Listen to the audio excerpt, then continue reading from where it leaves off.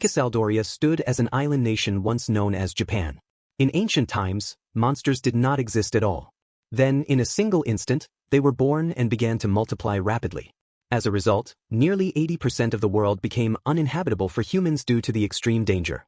At the same time the monsters appeared, the world granted humans classes. These classes were assigned at birth, and people relied on them to shape their lives. There were fighters, warriors, priests, thieves, merchants, hunters, and shamans. Those who possessed 8 of these classes were regarded as talented. Beyond them existed 3 special classes, known as the chosen ones: the king, the sage, and the hero. Lastly, there were those most commonly assigned, the powerless individuals, such as people working in town development or in hotels. A man stood in front of a monster, attempting to hold his ground as he tried to keep it at bay. Behind him, a young boy remained slumped on the ground. Both of them belonged to the weakest class. Nearby, a young man held a rock in his hand, quietly acknowledging what he understood before flicking the stone toward the monster. The rock pierced straight through it, defeating the creature instantly. The man and the child were left in shock at what they had just witnessed. Neither of them could speak as they watched the monster burst apart. They were father and son. The young man approached them, asking if they were all right while collecting the coins left behind by the defeated monster. The father could not respond, his mouth left open in disbelief. The young man calmly gathered the coins and placed them into a bag, remarking that they appeared to be fine. The father, a level 1 villager, looked at the young man and tried to understand if he had saved them and how it was done. The son, also a level 1 villager, the young man simply stated that he had flicked a rock at the monster and expressed his thanks for what they had shown him. The 2 villagers reacted at the same time, both questioning the idea of a rock. The young man tossed the bag of coins toward the boy, shifting the focus as he handed it over. The boy's eyes widened in disbelief as he saw the bag filled with coins. The father looked at it with hesitation, unsure of what it meant. The young man leaned down and indicated that the slime had dropped it, 100 bronze, now belonging to them. He turned his attention to the boy, pointing out that defeating a slime earned 100 bronze, presenting it as something impressive. The boy quickly shook his head from side to side, which caught the young man off guard. The young man pressed further, suggesting that such an amount could be used to buy sweets and toys. The boy's expression remained downcast, as he made it clear that a villager could not defeat a green slime. The young man looked at him with a quiet sense of understanding, acknowledging it as unfortunate. He then decided he would return to town, turning his back on them. The boy called out to him, wanting to know who he was, and wondered if he might be some kind of hero. The young man only glanced back before dismissing the idea, revealing his system window instead. The sight left both father and son stunned. His name was Kagami, a villager at level 999. The 2 villagers reacted in disbelief at the revelation of a level 999 villager, knowing that villagers were considered the weakest class. Meanwhile, Kagami simply thought to himself that he would have meat for lunch. The free city of Valman came into view as Kuji walked through the village, taking a bite of his meat. From within the crowd, a voice suddenly rose, questioning why monsters had to remain, why they clung to the strong in order to survive, and why young children were forced to carry swords in their hands. The one raising his voice was a young man standing atop a platform. He continued, insisting that the situation existed because of monsters, describing them as servants of demons, and stating that peace would never come unless the demon king was defeated. Kuji observed the scene from a distance, finding the noise excessive and the situation bothersome. Nearby, a man casually remarked about the presence of a hero party, drawing Kuji's attention toward them. Another man wondered if he might be able to join as well, and the 2 began walking away. The bald man dismissed the idea, pointing out that he was only a villager. His companion countered the thought, noting that with high enough levels, even villagers could become quite strong. He then questioned whether it was possible to raise his own level. Kuji quietly agreed with that line of thinking, recognizing it as the common belief held by most people. Inside the ancient caves, a blue devil lunged toward Kuji in an attempt to attack. He clenched his fist, locking onto his target, before driving a powerful punch straight into the demon. The moment it was defeated, the creature transformed into coins. Kuji noted to himself that there seemed to be an unusual number of monsters that day. As he crouched down to gather the scattered coins, he wondered if there might be a spawn block nearby. It would be better to find it before it was destroyed and take advantage of it for continuous monster hunting. Even so, the monsters would likely just respawn anyway. Because of that, he could continue clearing all these quests without issue. He glanced at a piece of paper in his hand, checking his progress as he considered how many remained. Then his attention shifted toward a nearby cave. He immediately started running toward it, thinking there might be more monsters waiting inside. Just before entering, he abruptly stopped and pressed himself against the wall, hiding from view. Inside, he spotted a hero fighting alongside his party as they defeated a monster together. Watching from concealment, Kuji felt a quiet sense of annoyance, recognizing the blue devil as his target. He questioned why heroes were even in a place like this, believing they should be occupied with conquering demon castles instead. A mage in the group praised their success, while the hero, Rex, raised his sword and pushed the party forward toward their objective, taking advantage of their current condition. Kuji turned away and began to run off, brushing it aside as something that did not concern him. He briefly wondered what their goal even was, only to dismiss the thought entirely. To him, they were simply interfering, taking down the blue devils he had intended to deal with. Midway through his retreat, he suddenly came to a halt, his eyes widening as something unexpected caught his attention. In the distance, Kuji spotted 3 monsters gathered together, immediately recognizing it as a cluster. As the blue devils were defeated, they turned into coins, with one of them dropping a rare item, the blue devil's horn. It was an item that could completely negate all hostility directed at its user by monsters, as long as it still held magical energy. Kuji glanced at the paper in his hand, a smug sense of satisfaction forming as he considered the situation. The day had been unusually fortunate, with an increased number of rare monsters appearing. Though it felt strange, he had already encountered several of them. Only 3 blue devils remained for the quest, meaning he would likely finish earlier than expected. His thoughts drifted to food, imagining rich and appetizing sushi, causing him to drool slightly in anticipation. He settled on the idea that he would be having sushi that night. It would not be from a sushi train, but it would still be sushi. While lost in that thought, he noticed the sound of someone approaching from behind. Turning around, he saw a girl wearing a coat. The sight made him question why she was in such a place and where she was headed. Observing her movement, he realized she was walking toward a group of monsters. He moved toward her and called out, trying to stop her, but she did not respond. He raised his voice, urging her to listen and come toward him, warning her about the monsters ahead. Despite that, the girl continued forward, passing right by the demons, which only looked at her without reacting. Kuji was left stunned. He turned his attention to the demons, wondering if they were somehow asleep. He began to approach them, but the moment he drew closer, one of the demons reacted immediately.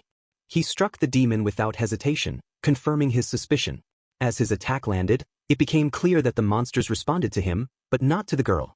Once the monsters were defeated, he shifted his gaze toward the end of the tunnel, considering whether he should go after her. 5 minutes later, Kuji moved quickly through the area, searching for the little girl, realizing that he had already lost track of her. After some time, the path ahead began to brighten, suggesting the presence of an exit. Before he could reach the end of the tunnel, 2 demons appeared and blocked his way. Without hesitation, he engaged them, noting to himself that there were far too many monsters around. He defeated them one after the other, clearing the path forward. Just as the final demon fell, a sharp sound reached him, a scream. It sounded like a child. Kuji immediately rushed toward the end of the tunnel, trying to confirm if it was the same girl he had seen earlier. At the exit, Rex stood before the young girl, advancing toward her with a threatening presence. The girl remained frozen in place, fear evident in her small frame. Rex asserted control over the area, treating it as territory belonging to the royal family, and questioned her presence there. The girl, trembling, wiped away her tears as she reached out for her father, but Rex moved to strike her with lethal force. Before the attack could land, Kuji stepped in and intercepted it, placing himself between them and shielding the girl behind him. The impact of the clash stirred the air, sending up a cloud of smoke. Kuji turned his head toward the little girl, who remained bewildered, a faint smirk forming on his face. Behind him, the hero party stood in shock at what had just taken place. As the smoke gradually cleared, Kuji shifted his gaze toward them, questioning their actions of surrounding a small child. Rex fixed him with a sharp glare, demanding to know what he was. He pressed further, insisting that Kuji reveal his status. In response, Kuji displayed his system window, presenting himself as nothing more than a passing villager. Rex reacted with anger, rejecting the claim outright. It made no sense that someone like Kuji could withstand such an attack and remain unharmed. However, upon seeing the displayed status, Rex's reaction shifted into disbelief. The idea that a villager had defended against that strike was something he could not easily accept. A female member of the hero party stepped forward, setting aside Kuji's class for the moment. Her attention moved to the little girl, specifically to the horns on her head.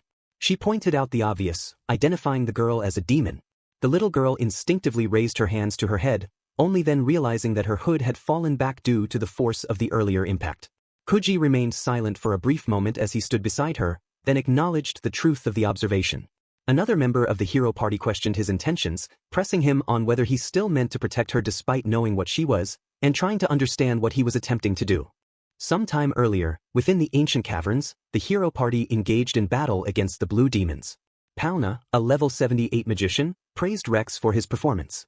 Rex, a level 90 hero, responded with confidence, carrying himself with the pride expected of his title. Tina, a level 50 priest, observed the surroundings and noted the unusually high number of monsters in the area. Palna then turned her attention toward another member of the group, checking on Oheim's condition. Nearby, Kuru, a level 42 sage, struggled to catch her breath, quietly objecting to being addressed that way. Palna cautioned her not to overexert herself, but Kururu insisted she was not pushing herself too far. She remained driven by a long-held wish to one day free humanity from the oppression of the Demon King. In the distant past, the world had once been made up of more than 196 different countries. However, with the rise of demons and monsters, only 3 countries remained.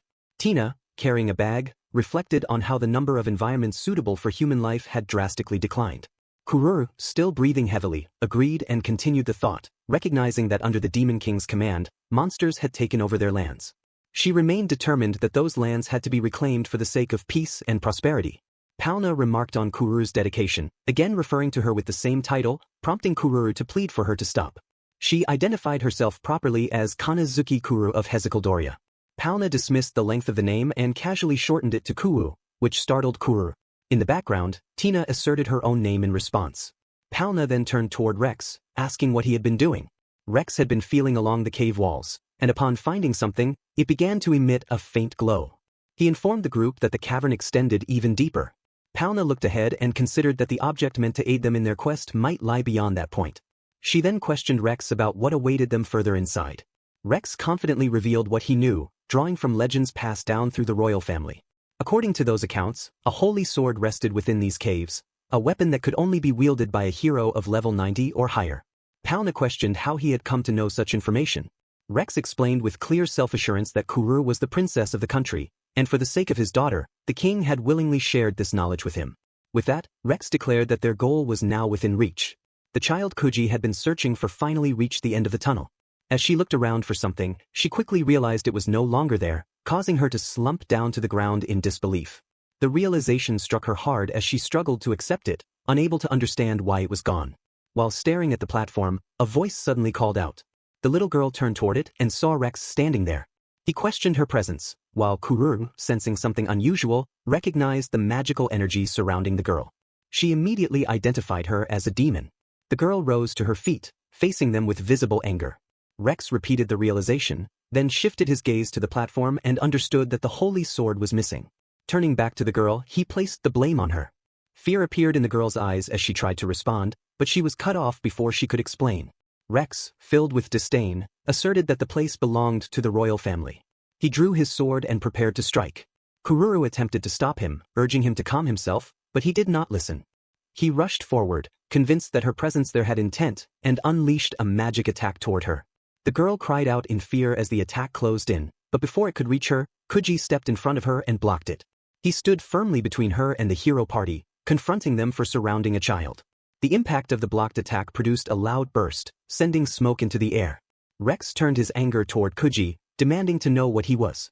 Kuji casually scratched the back of his head, presenting himself as nothing more than a passing villager. Rex rejected the claim and insisted on seeing his status, unable to believe that a villager could withstand such an attack. Before he could finish his thought, Kuji revealed his status. It clearly identified him as a villager. The little girl stared in shock, her mouth slightly open, while the rest of the hero party shared the same stunned reaction. Rex faltered at the sight, struggling to process it. Kuru, also shaken, pointed out that despite everything, Kuji had taken the attack without any harm, something she could hardly accept. Her attention then returned to the girl's horns, reinforcing the fact that the child was a demon. Even so, Kuji had knowingly chosen to protect her. The little girl shrank back in fear as Kururu pressed him, demanding to understand what he was trying to do. Kuji closed his eyes for a brief moment, searching for a way to explain the situation. Then he placed a hand on the little girl's shoulder, startling her, and presented her as not being a demon, but his younger sister. Palna and Tina looked at him with clear disbelief. Tina pointed out the horns on the girl's head, emphasizing that she had been born with them. Kuji continued trying to cover it up, awkwardly brushing it off before claiming they were simply accessories, something he had made himself, attaching directly to the head. His explanation faltered slightly before he firmly settled on it. His words only made Tina and Palna stare at him in growing shock. Kuji quickly doubled down, insisting on his claim. To prove it, he pulled out a blue devil's horn from his coat and presented it to them. Palna recognized it as the horn of a blue devil, acknowledging that it could explain the presence of magical energy. Before she could continue, Kuji demonstrated his point. With force, he pressed the horn into a concrete slab. The act left the entire hero party staring in stunned disbelief.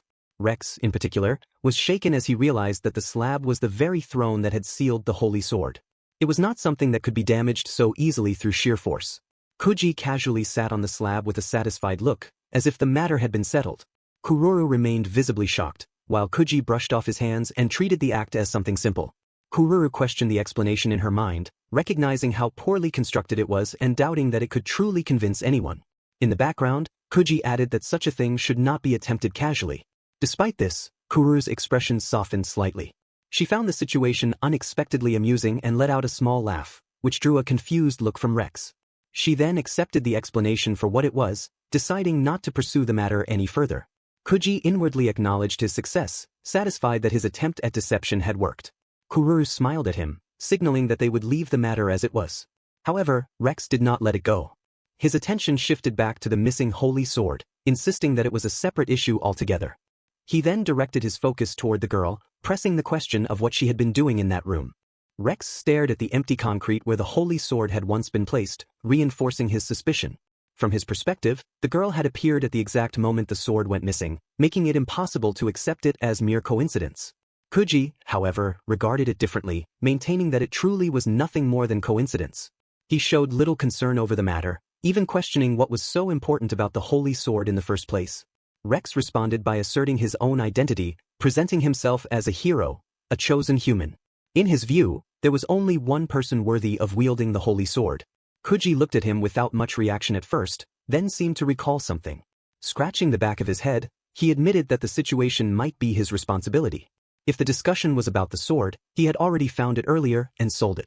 The entire hero party froze in shock, their disbelief immediate and shared. Rex reacted strongly, unable to accept what he had just heard. Kuji, appearing uncertain, showed confusion over the significance being placed on the weapon. Rex firmly rejected the claim, holding to the belief that due to the ancient power within it, only a hero could wield the sword. To him, it was impossible for a mere villager to even lift it. Kuji acknowledged that the sword had indeed been heavy. However, he clarified that he had not lifted the sword itself, but rather the large stone seat it rested on. He then moved toward the concrete slab where he had previously embedded the blue devil's horn, intending to demonstrate his point. Doubt spread among the hero party, unable to accept what they were about to see. Kuji placed his hands on the slab and lifted it with ease, raising the entire structure above his head as if it required little effort. He presented it plainly, showing that it was possible. Rex could only watch in disbelief, his reaction deepening as he recalled Kuji's level. Kuji then calmly returned the slab to its original place. Rex could not reconcile what he had witnessed. In principle, increasing one's level required defeating monsters stronger than oneself. From his knowledge, villagers rarely surpassed level 30, and it was generally considered pointless for them to even attempt to grow stronger by entering dangerous battlefields. There was no real reason for someone to take such a great risk by trying to go beyond the limits of their assigned class. Rex stepped forward and raised his voice, declaring that the highest level ever recorded belonged to a legendary hero who had reached level 253. From his perspective, it made no sense that a mere villager could surpass such a height.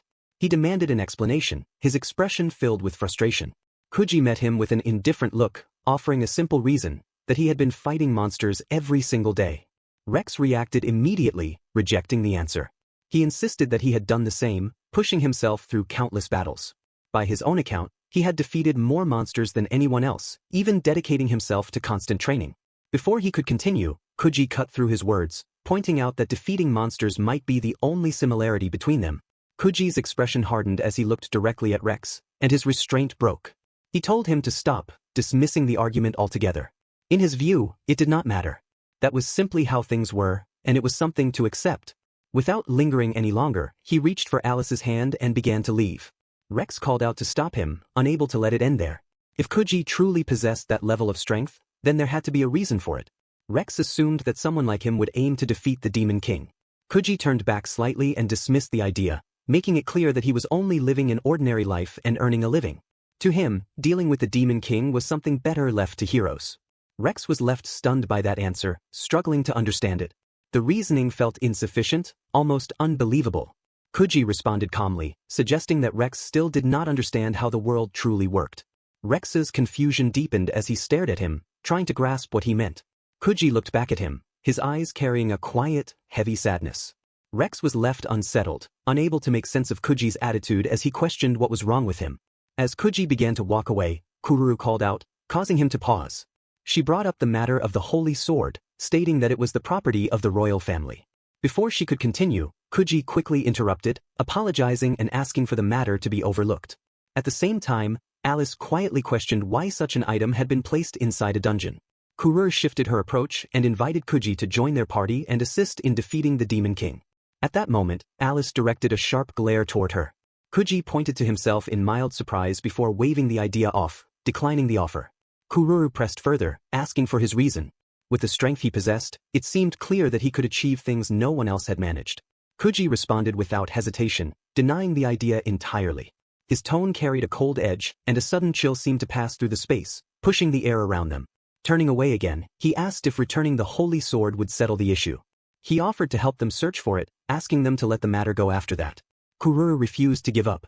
She questioned whether he had no desire for fame or fortune, and whether he felt nothing for the many people suffering across the world. Kuji looked back and admitted that wealth had its appeal, but fame held no value to him. As for those suffering, he acknowledged that he would help if he could. Kururu took that as reason enough, insisting that it should be motivation to fight. Yet even that did not move him. She then went further, declaring that once the Demon King was defeated, she would become his wife. Rex immediately reacted, taken aback by the sudden statement. Kuji's eyes widened briefly at the declaration before a small smile formed. In his thoughts, he recognized that her concern for others outweighed her concern for herself. Even so, Kuji maintained his decision and refused. Kururu pressed him again, urging him to explain his reasoning. Kuji answered plainly, stating that he did not see defeating the Demon King as anything particularly remarkable. Because of that, he had no intention of fighting or assisting them. That was simply how he felt, and he suggested they not dwell on it too much. Beside him, Alice held his hand, a faint smile appearing on her face. Kuji added that, even so, their way of thinking was not necessarily wrong. His words left the hero party confused. Palna admitted she could not understand and asked him to clarify. Kuji responded that it would be meaningless unless she came to the realization on her own, suggesting it would be better to forget he had said anything at all.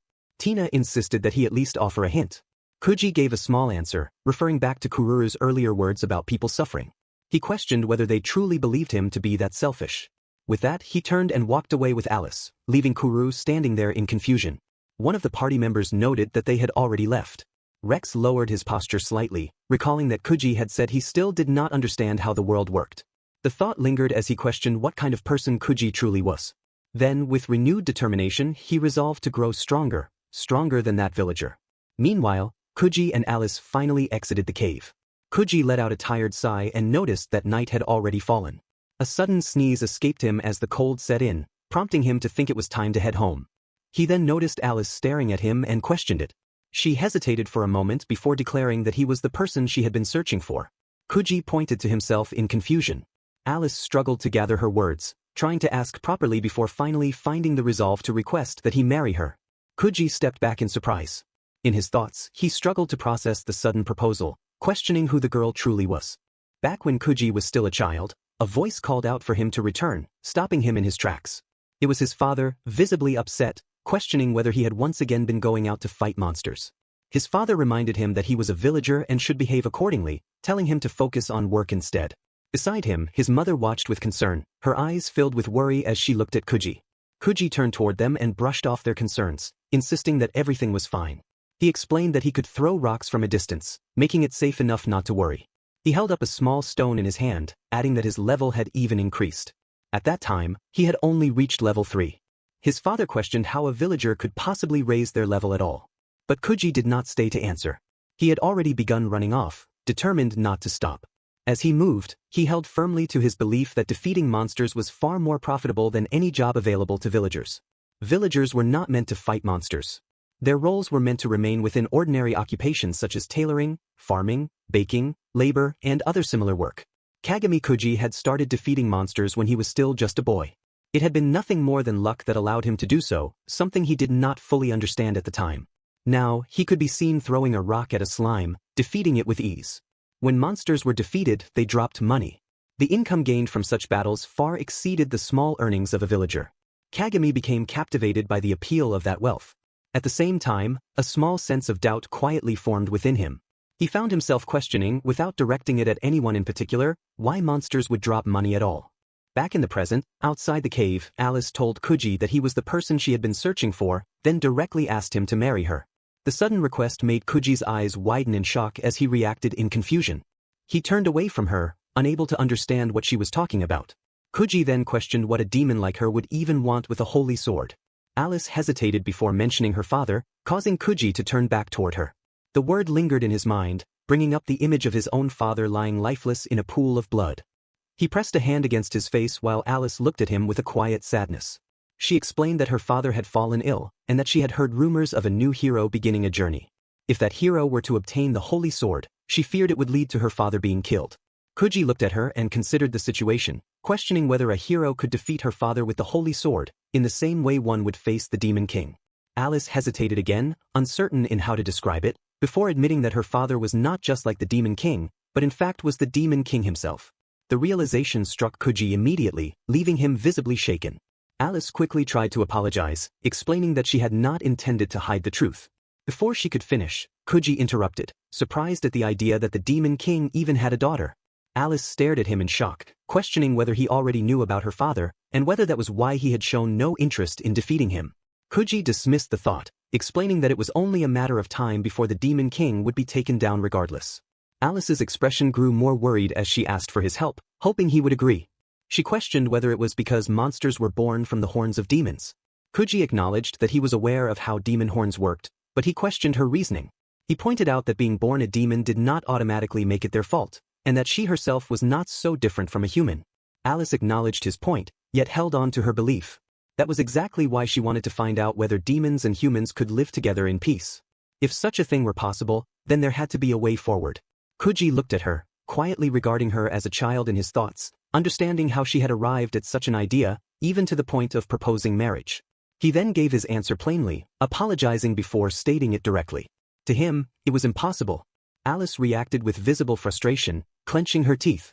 Kuji continued, explaining that even if demons themselves did nothing, the monsters would still attack humans. Because of that, humans would continue to hate demons.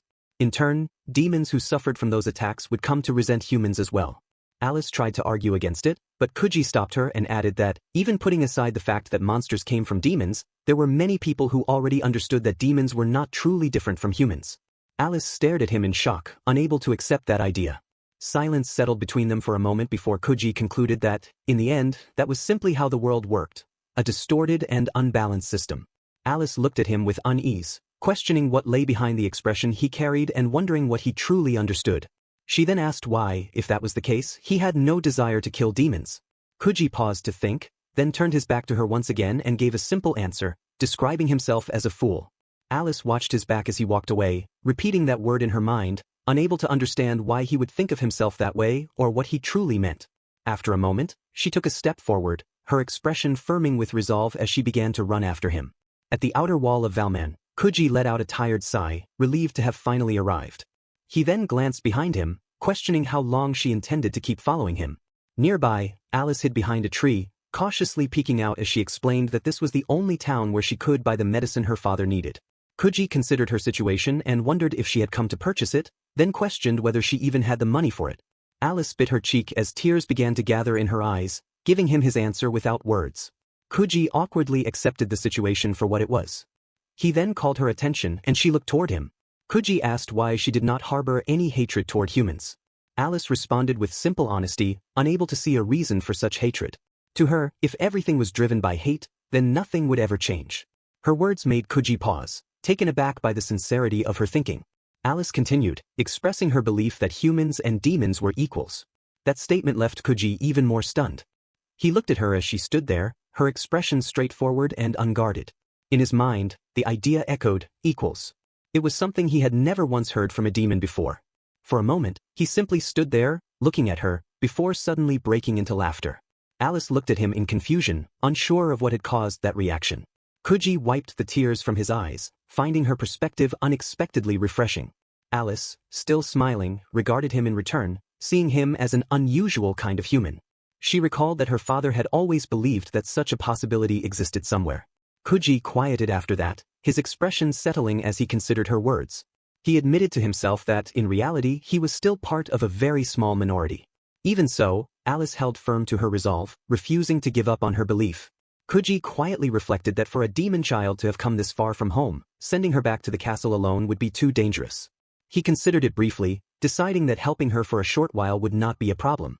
Kuji paused for a moment, then stretched his body and brushed the matter aside, deciding that he had time to spare anyway. Alice looked at him, confused by the sudden shift in his attitude. He then motioned for her to come closer and reached out, taking hold of her hair. Alice reacted with unease, unsure of what he was about to do. Kuji calmly stated his intention to buy the medicine. The statement caught Alice off guard, and her surprise only grew when he added that she would be coming along with him. Startled, Alice tried to cover her horns, convinced it was impossible. Her demonic aura would immediately expose her presence.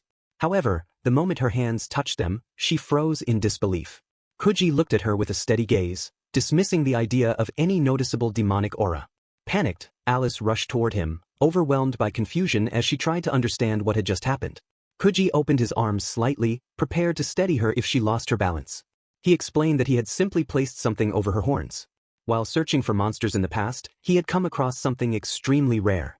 Spawn blocks, which produced endless waves of monsters, were troublesome by nature. By chance, he had destroyed one and obtained a mysterious high-ranking material. That material possessed the ability to alter a demon's nature.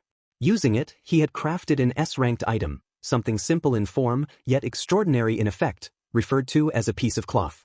Alice reacted with clear excitement, overwhelmed by what she had just learned. The idea amazed her, and she wondered if such an item could be made for all demons. Kuji dismissed the possibility, reminding her that it had been crafted from an extremely rare, almost miraculous material. Turning away with a hint of satisfaction, he added that as long as she kept it on, she would be fine.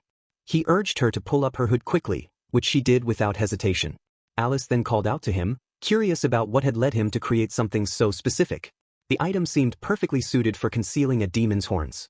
Kuji scratched his head, giving a vague explanation, suggesting that in some way, the two of them were not so different.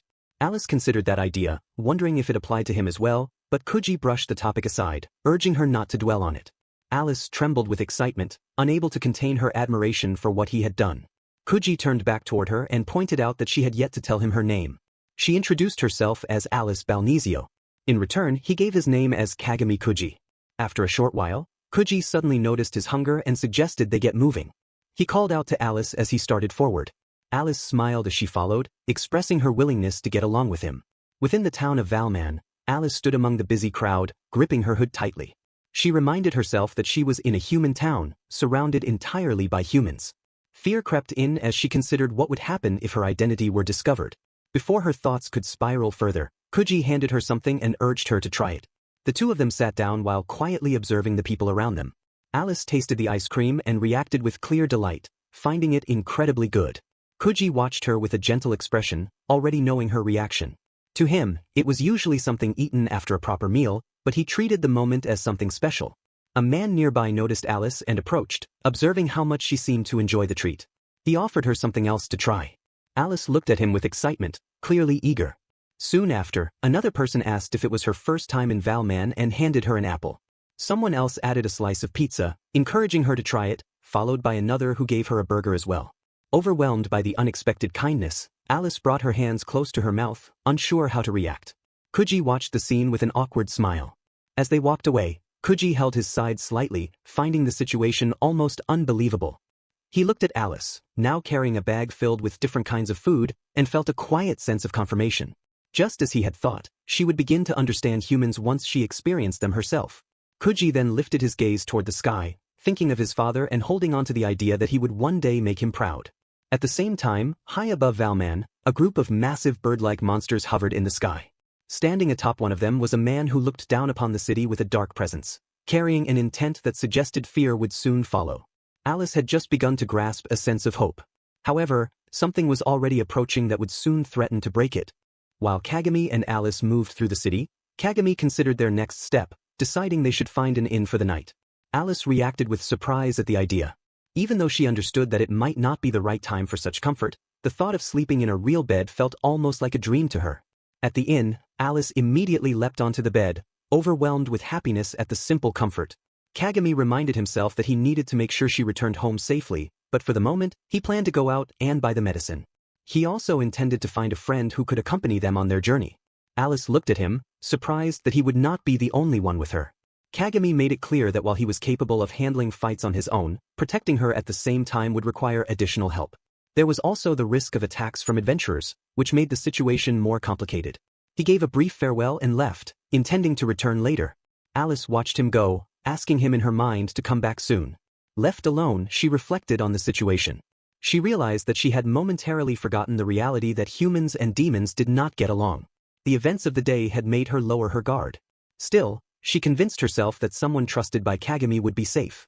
After some time passed, a knock sounded at the door.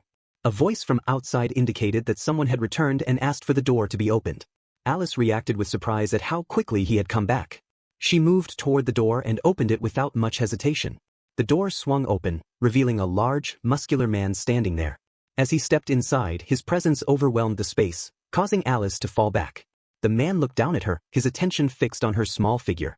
Alice could only stare up at him, her fear immediately apparent. The large, muscular man introduced himself as Takaco Builder, making it known that despite appearances, he was a fighter. Kagami reacted in a way that made it clear how obvious that fact already was. Kagami then glanced at Alice, reassuring her that there was no need to be afraid. Takaco was already aware of her being a demon and held no issue with it, so there was nothing to worry about. Alice showed surprise at that, while Takaco made it clear that he would not turn against someone like her. His expression softened as he reflected on his past. Long ago, when he had been gravely injured and on the brink of death, it had been a demon who saved him by giving him medicine. From that moment, he came to understand that humans and demons were not so different. The hatred and conflict between them began to feel meaningless. Now, he spent his days managing a modest club and bar. Hearing this, Alice lowered her gaze, her eyes growing teary as she felt regret for being afraid of him earlier. She introduced herself as Alice, expressing her hope that they could get along from that point forward. Takaco responded with an approving gesture, welcoming her warmly and showing confidence that they would get along well. Kagami then reflected on how he had first met Takaco, recalling the time he had visited his bar as a customer. Since then, the two had developed a strong connection. Alice watched as Kagami and Takaco engaged in a playful exchange, their familiarity clear. She noted how well the two of them got along. In the middle of it, Takaco struck Kagami in the stomach, leaving him doubled over. Alice reacted in shock, realizing that Takaco was also at level 999. Takaco clapped his hands together as Kagami collapsed, then shifted his attention back to Alice. He observed that she had likely been sleeping outside until now and suggested taking her to the hot springs. Alice responded with clear enthusiasm, eager at the idea. She also thought Kagami should join them. Kagami, still lying on the floor, showed no interest in going along. Instead, he handed Alice a ribbon, telling her to use it to cover her horns, and left the two of them to go together. Alice paused at that remark, confused by what he meant as she considered the situation. As they stepped out of the inn, Takaco laughed lightly, finding it surprising that Kagami seemed to dislike bathing. From her perspective, it was an unexpected trait, especially for someone like him. Alice walked beside her in silence, processing what she had just heard. In her thoughts, the idea settled in, realizing that Takaco was, in fact, a woman. The realization struck her as something she had completely misunderstood until now. From a distance, Kagami watched the two of them leave. A quiet laugh escaped him as he realized that Alice had mistaken Takaco for a man the entire time. His expression shifted slightly as he recalled Alice's earlier words about her father. That thought pulled him into a memory. Inside a carriage, a man spoke to him, emphasizing that a villager did not need to be able to fight. What mattered was fulfilling one's role properly. The expectation placed on him was clear: he should aim to become a proper tailor. As a child, Kagami held onto a different view. He believed that weaker monsters like slimes or moss goblins could be defeated from a distance by throwing rocks. However, against monsters of level 4 or higher, such methods had no effect. At that time, a warrior had intervened and saved him. The warrior's expression carried annoyance, reflecting the common belief that villagers were the weakest. Young Kagami looked up, letting out a quiet complaint, questioning the fairness of it all and wondering why people could not choose what they wanted to become. The carriage suddenly came to a halt, breaking the moment. Confusion set in as he questioned why they had stopped. He called out to his father. His father appeared at the entrance of the carriage, but behind him loomed a monster with its jaws wide open. His father's expression tightened as he urged him to run. The scene froze in his mind as the child cried out. Kagami abruptly returned to the present, his breathing uneven. He forced the thought away, insisting to himself that it was all in the past. His attention shifted when something outside the window caught his eye. He focused on it, trying to understand what he was seeing. Takaco and Alice walked together through the town. As they moved along, Takaco noticed something off about Alice and turned her attention to her. Alice's face had gone pale, her unease becoming clear. Alice's thoughts centered on Kagami's strength, questioning how he had managed to reach level 999. From what she understood, there should not even be monsters beyond level 500. The idea troubled her further, as she considered that if another human like him existed, someone like that might attempt to kill her father. Takaco noticed the worry weighing on her and reassured her in a calm manner. From her perspective, there was no one else like Kagami who had reached such a level. Alice questioned how she could be so certain. Takaco explained that Kagami lacked something important, something that all living beings should possess. To her, that absence made him the greatest fool in the world. Alice lingered on that thought, trying to understand what it meant. She wondered what kind of person Kagami truly was, what he was thinking, and how he had become so strong. The desire to know more about him grew stronger within her. She looked toward Takaco, wanting to learn everything about Kagami. Takaco considered it briefly, then decided that simply giving answers would not be meaningful. They had only just met, and understanding each other would take time. Learning naturally, through shared experiences, would be far more worthwhile. Alice lowered her gaze slightly, accepting that reasoning. She then smiled, expressing her gratitude and her determination to come to understand both of them better. Takaco watched her closely, finding her presence undeniably endearing. Without hesitation, she lifted Alice into her arms and carried her along, moving forward with energy toward the hot springs. At that moment, a sudden shout echoed through the area. Both of them turned toward the source of the noise as more voices followed, rising in alarm. Their attention shifted upward. Monsters were falling from the sky. Above the town, a figure rode atop a massive bird-like monster, looking down at the chaos below with clear intent as the attack began. Kagami stood by the window, looking out as he noticed a flock of hellcrows gathering in the sky. Outside, Takaco quickly moved to shield Alice. Alice stared upward in disbelief, unable to accept what she was seeing. The presence of the Demon King's army made no sense to her. From above, a voice echoed across the area, declaring the beginning of an attack, its intent clear as it spoke of overwhelming humans with the power of demons. Around them, the townspeople reacted immediately, shouting in anger as they prepared to fight back. Alice struggled to understand what was happening. In her mind, it could not be true. Her father would never have ordered something like this.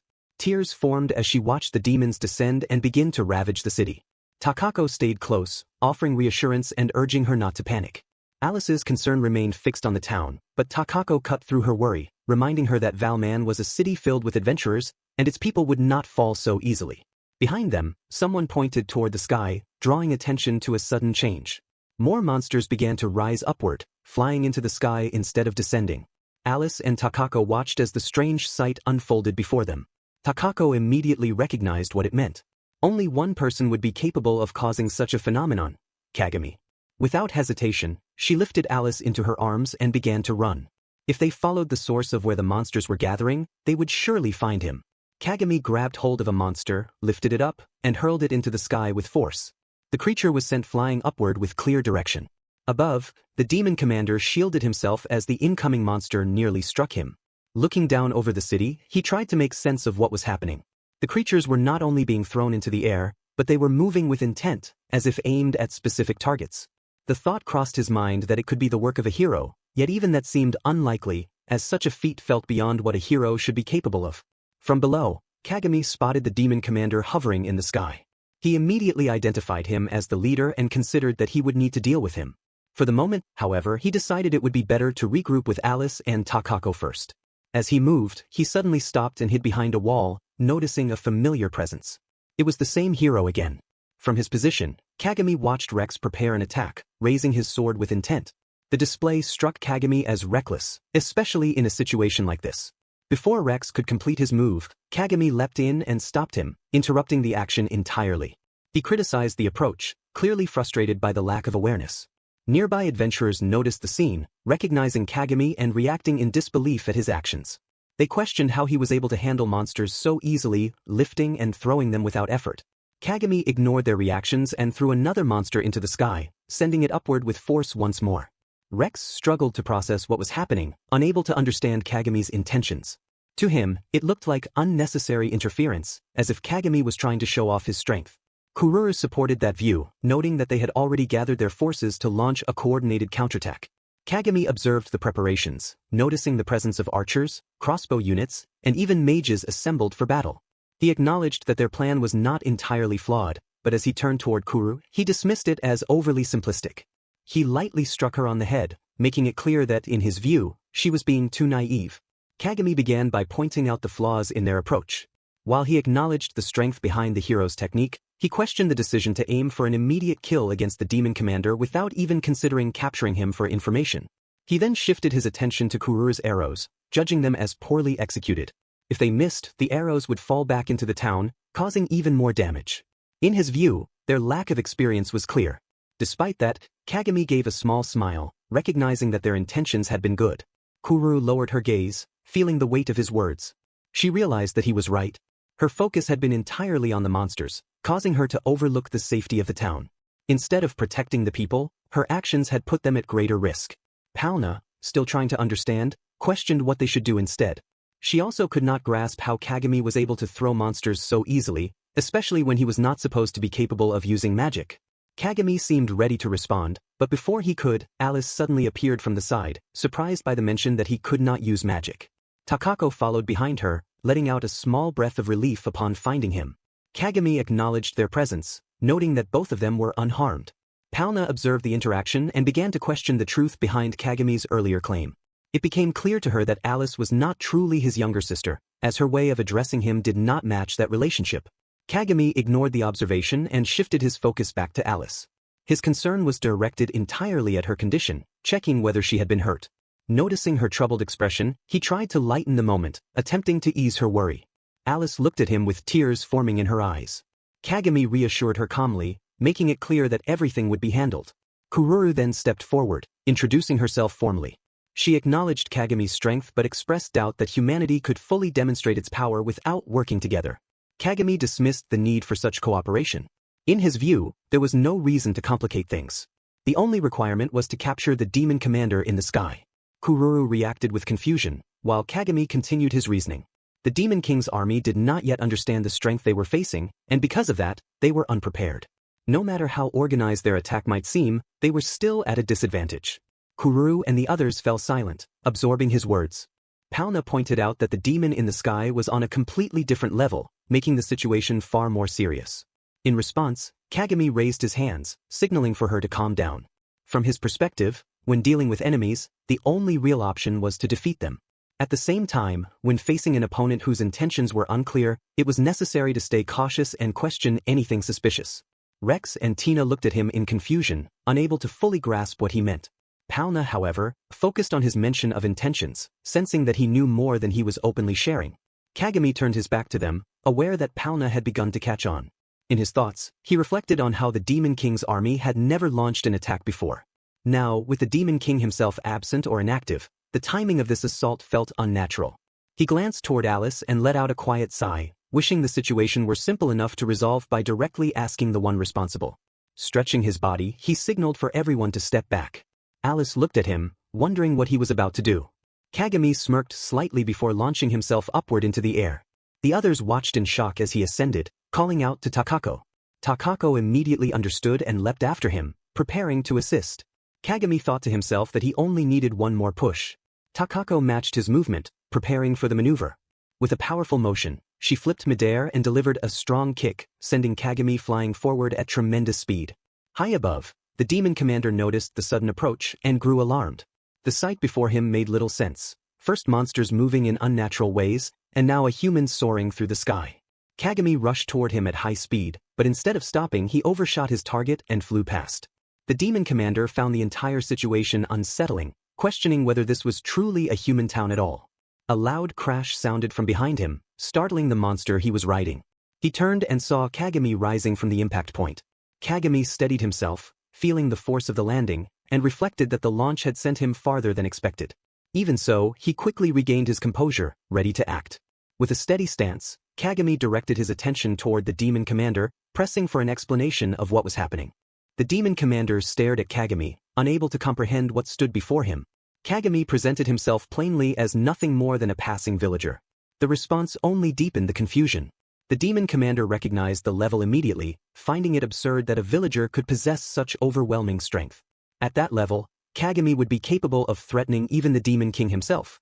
Kagami acknowledged the mention of the Demon King, But before anything more could be said, the demon commander reacted. His expression sharpened as he launched an attack, determined to prevent any harm from reaching his lord. The strike created a cloud of smoke that filled the air. The demon commander watched closely as it began to clear, tension rising as he searched for the outcome. As the smoke faded, Kagami remained standing. He brushed off the attack as if it had been nothing, showing no sign of damage. He then spoke calmly, easing the tension by stating that there was no need for such hostility. From his perspective, the Demon King was someone he knew, and he had no intention of harming him. The demon commander paused, thrown off by the statement. The fact that his attack had failed to eliminate Kagami unsettled him, and the claim of familiarity with the Demon King only made it harder to believe. Kagami continued, bringing up Alice and identifying her as the Demon King's daughter. He made it clear that she was currently under his care. The revelation shocked the demon commander. The fact that Kagami even knew about Alice's existence forced him to take the situation seriously. If what Kagami said was true, then he could not ignore him. He questioned where Kagami stood, trying to determine whether he was an ally or an enemy. Kagami rejected both labels, making it clear that he did not align himself with demons, nor did he consider himself on the side of humans. The demon commander narrowed his gaze, pressing him for his purpose. Kagami answered with a quiet confidence, stating that he simply had a question. The Demon King he knew was not someone who would wish for the destruction of humanity. He recalled what Alice had told him, that her father had fallen ill, and that she had traveled far in search of medicine. With that in mind, he questioned whether this attack had truly come from the Demon King's orders. The demon commander reacted strongly, unable to accept the claim about his lord's condition. He insisted that the orders were genuine and came directly from the Demon King. Kagami pressed further, questioning whether he was absolutely certain and whether those commands had truly been received directly. His gaze hardened as he spoke, and the weight of his presence began to affect the demon commander. The demon commander's thoughts began to unravel as doubt crept in. He questioned whether the order had truly come from the Demon King himself. At the time, nothing had seemed unusual. His lord had been seated on the throne, and beside him stood his trusted right hand, Lord Estellar. Then realization struck him. Lord Estellar Urgot. Memories surfaced, recalling how the command had been delivered as a royal order, instructing the attack on the town of Valman. The possibility emerged that the order had not come directly from the Demon King at all. Kagami let out a small laugh, easing the tension slightly, suggesting that it was still too early to draw conclusions. The demon commander resisted the doubt, holding on to the fact that the order had been given while standing beside the Demon King. Kagami acknowledged that point but maintained that the truth remained unclear. There was not enough information to fully understand the situation. It was possible that the one who issued the command had acted with his own intentions from the beginning. At the same time, there was also the chance that he himself was being manipulated. The idea shocked the demon commander, as the thought of someone influencing the Demon King seemed impossible. Kagami cut through the reaction, reminding him that it was only a possibility. Reacting too strongly without understanding the full picture would not help. With urgency building, the demon commander decided they needed to head to the Demon King's castle immediately. However, Kagami reached forward and grabbed hold of the Hellcrow's head, stopping its movement.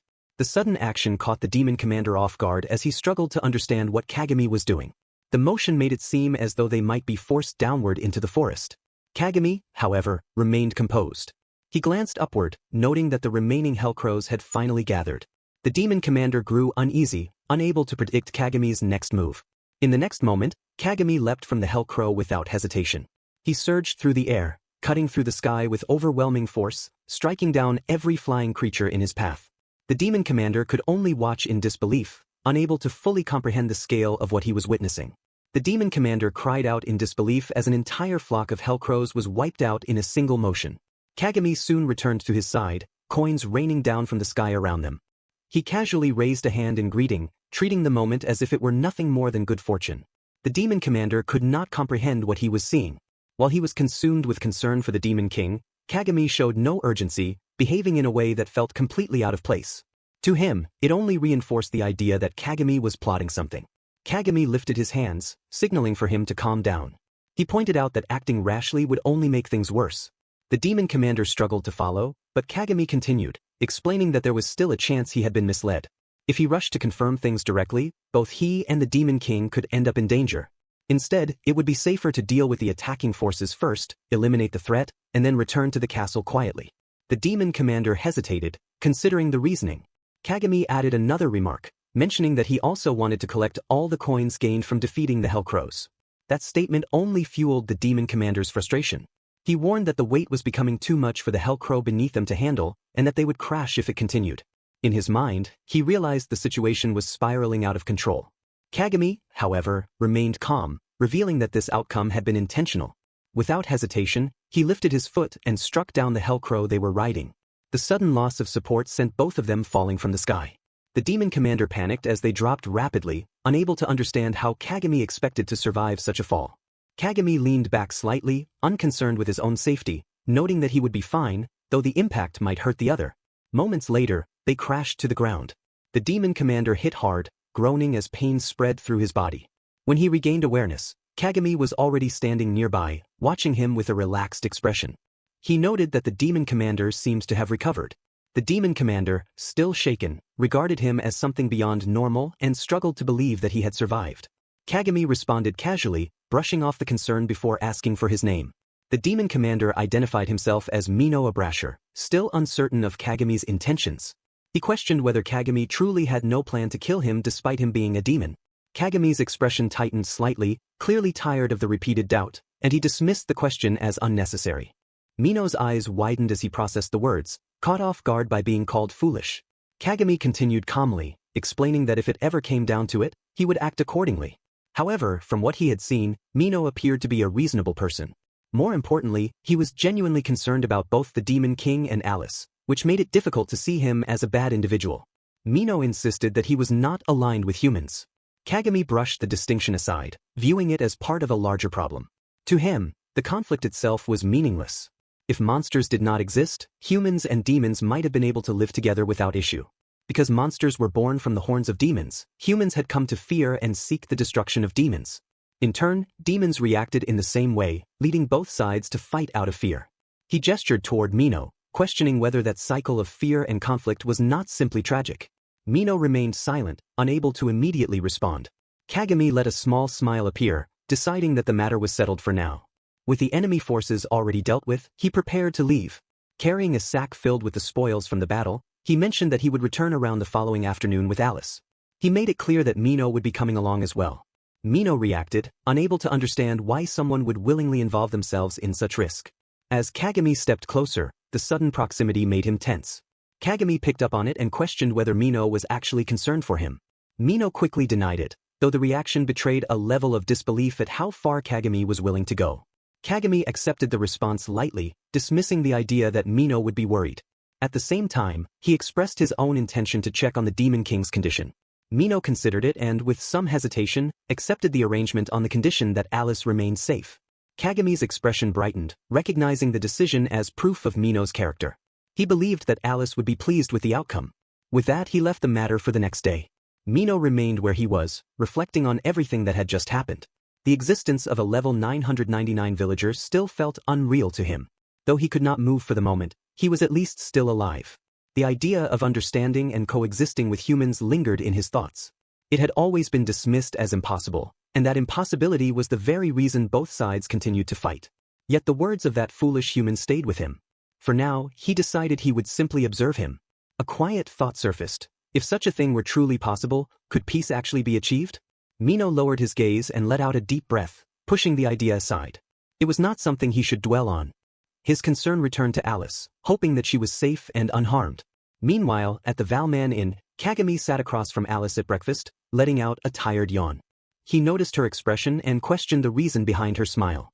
Alice appeared cheerful as she began eating, grateful that Kagami had taken the time to speak properly with Mino. Kagami considered it casually, acknowledging that Mino seemed like a reasonable individual overall. Alice agreed with that impression, feeling reassured knowing that it had been Mino leading the attack. The thought of meeting him again brought her a sense of relief. Kagami reminded her of their situation. The hero and his party were still nearby, and since she was pretending to be human, things could become complicated quickly. Even so, he recognized that interacting with humans properly was still important. He then realized something and asked about Takaco's whereabouts. Alice explained that she had gone to check on her shop. Kagami reacted with mild amusement, finding that behavior typical of her. He then turned his thoughts toward their next step, knowing they needed to plan what to do moving forward. There were many humans around, while Mino carried a strong demonic presence. Regular methods of travel, such as horses, would not work well with demons, making them unsuitable. Alice let out a frustrated reaction, realizing that traveling on foot would take far too long, and there was no telling when they would arrive. Kagami agreed with that concern, then concluded that there was no avoiding it. However, he noted that there was still one method of transportation that could work even with demons. Alice's expression brightened at the possibility. With renewed energy, she decided that they would go with that option. Along the streets of Valman, Kagami pointed towards something in the distance, drawing Alice's attention. A group of centauros moved along, pulling a carriage as they went. One of them reacted with disdain toward humans, carrying an air of arrogance. Kagami, clearly unimpressed, explained that these creatures were known as centauros. Their pride was so extreme that they barely acknowledged humans at all. Then, with a slight smirk, he suggested she watch closely. What followed was unexpected. The centauros were struck, and instead of resisting, they reacted with strange enthusiasm. The sight was unsettling. Kagami showed clear disgust, while Alice felt uneasy just watching it unfold. Kagami described them as creatures with extreme tendencies, explaining that they willingly obeyed humans in exchange for such treatment. The behavior repulsed him, and he made it clear that he had no intention of using them as transport under any circumstance. Alice agreed immediately, disturbed by what she had seen. She admitted that she had never even known such monsters existed. She then looked at Kagami with curiosity, realizing how much knowledge he seemed to have. Kagami responded casually, explaining that before reaching level 999, he had traveled extensively, encountering many things along the way. Alice reflected on that number again. It was something she had been wondering about for some time. A villager like Kagami had managed to achieve something no hero had ever reached. She asked herself how he had been able to reach such a level. Kagami gave a simple answer, attributing it to effort. Alice quickly stopped herself from pressing further, deciding that if it was something he did not wish to share, then she would not force the question. Still, her curiosity remained. Kagami noticed her expression and reassured her, understanding that anyone would naturally wonder how he had reached such a height. Kagami wondered how he had reached level 999. When he first started saving money to live a peaceful life, his level had risen alongside it. Alice reacted with confusion, unable to follow. Kagami noticed her disappointed expression and questioned it, insisting that money was important. Alice acknowledged his point, but before she could continue, Kagami cut in. He made it clear that he did not believe money was everything, yet basic needs like food and shelter still required it. Even a powerless villager would need money to hire protection. That was why he earned it by defeating strong monsters. Alice reflected that once he realized this, that must have been when he reached his current level, even if it meant risking his life. She struggled with the idea, questioning whether money truly held that much importance. Kagami assumed she would see it that way. After all, once someone gathered both wealth and strength, it would seem natural to expect life to become easier. His gaze dropped as he recalled that time, when he had found something at the Adventurers Guild shop. Standing at the counter back then, he had wondered if he would soon be able to afford a house. As his eyes moved across the shelves, something caught his attention. It was a mysterious item, one whose contents would remain unknown until purchased, priced at 10,000 gold. Alice was shocked by the price and urged him not to buy it, questioning how much money he even had. Kagami had about 5,000 gold. To Alice, that amount already sounded enough to buy a castle. Kagami, however, dismissed that idea without interest. To him, buying such things held no meaning. He had a dream. The value of an item could not be judged by its price alone, and this uncertainty was something he chose to face willingly. Alice strongly urged him not to accept it. Kagami considered that it might be an item holding the mysteries of the world. Alice let out a quiet sigh, realizing she could not stop him. She looked at Kagami with concern, unable to tell whether he was even being serious anymore. He offered no simple explanation, and just as she had thought, it was something that could not be explained. Kagami noticed her worried expression and remarked that, in the beginning, it had all been for the sake of money.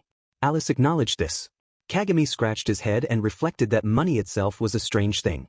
Alice reacted with confusion. Kagami wondered why currency dropped by monsters held such importance in human life.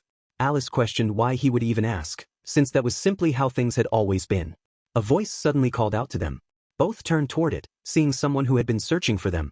Kagami smiled upon recognizing Takaco.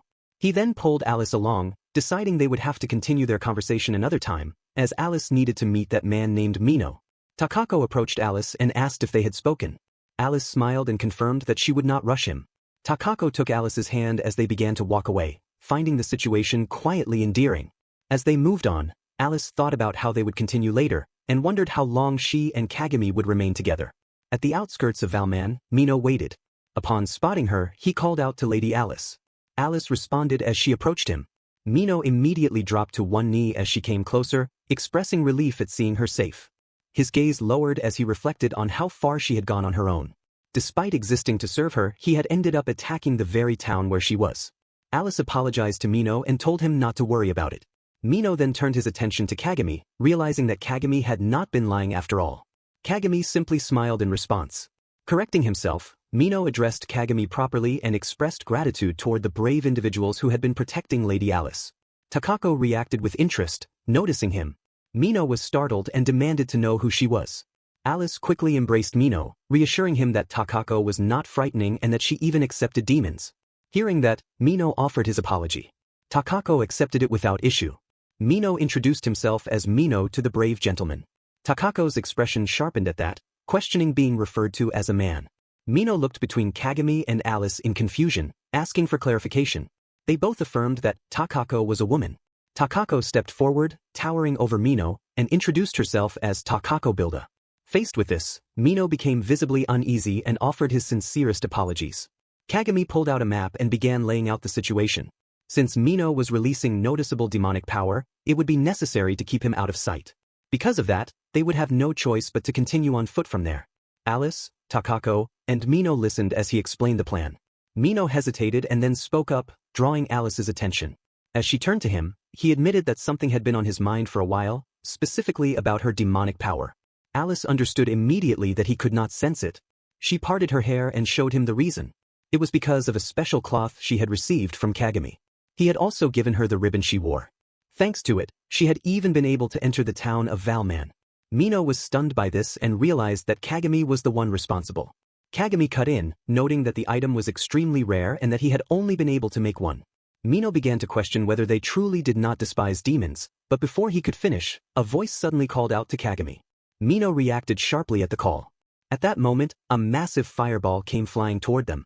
Kagami managed to dodge just in time, but the map in his hands was caught in the flames.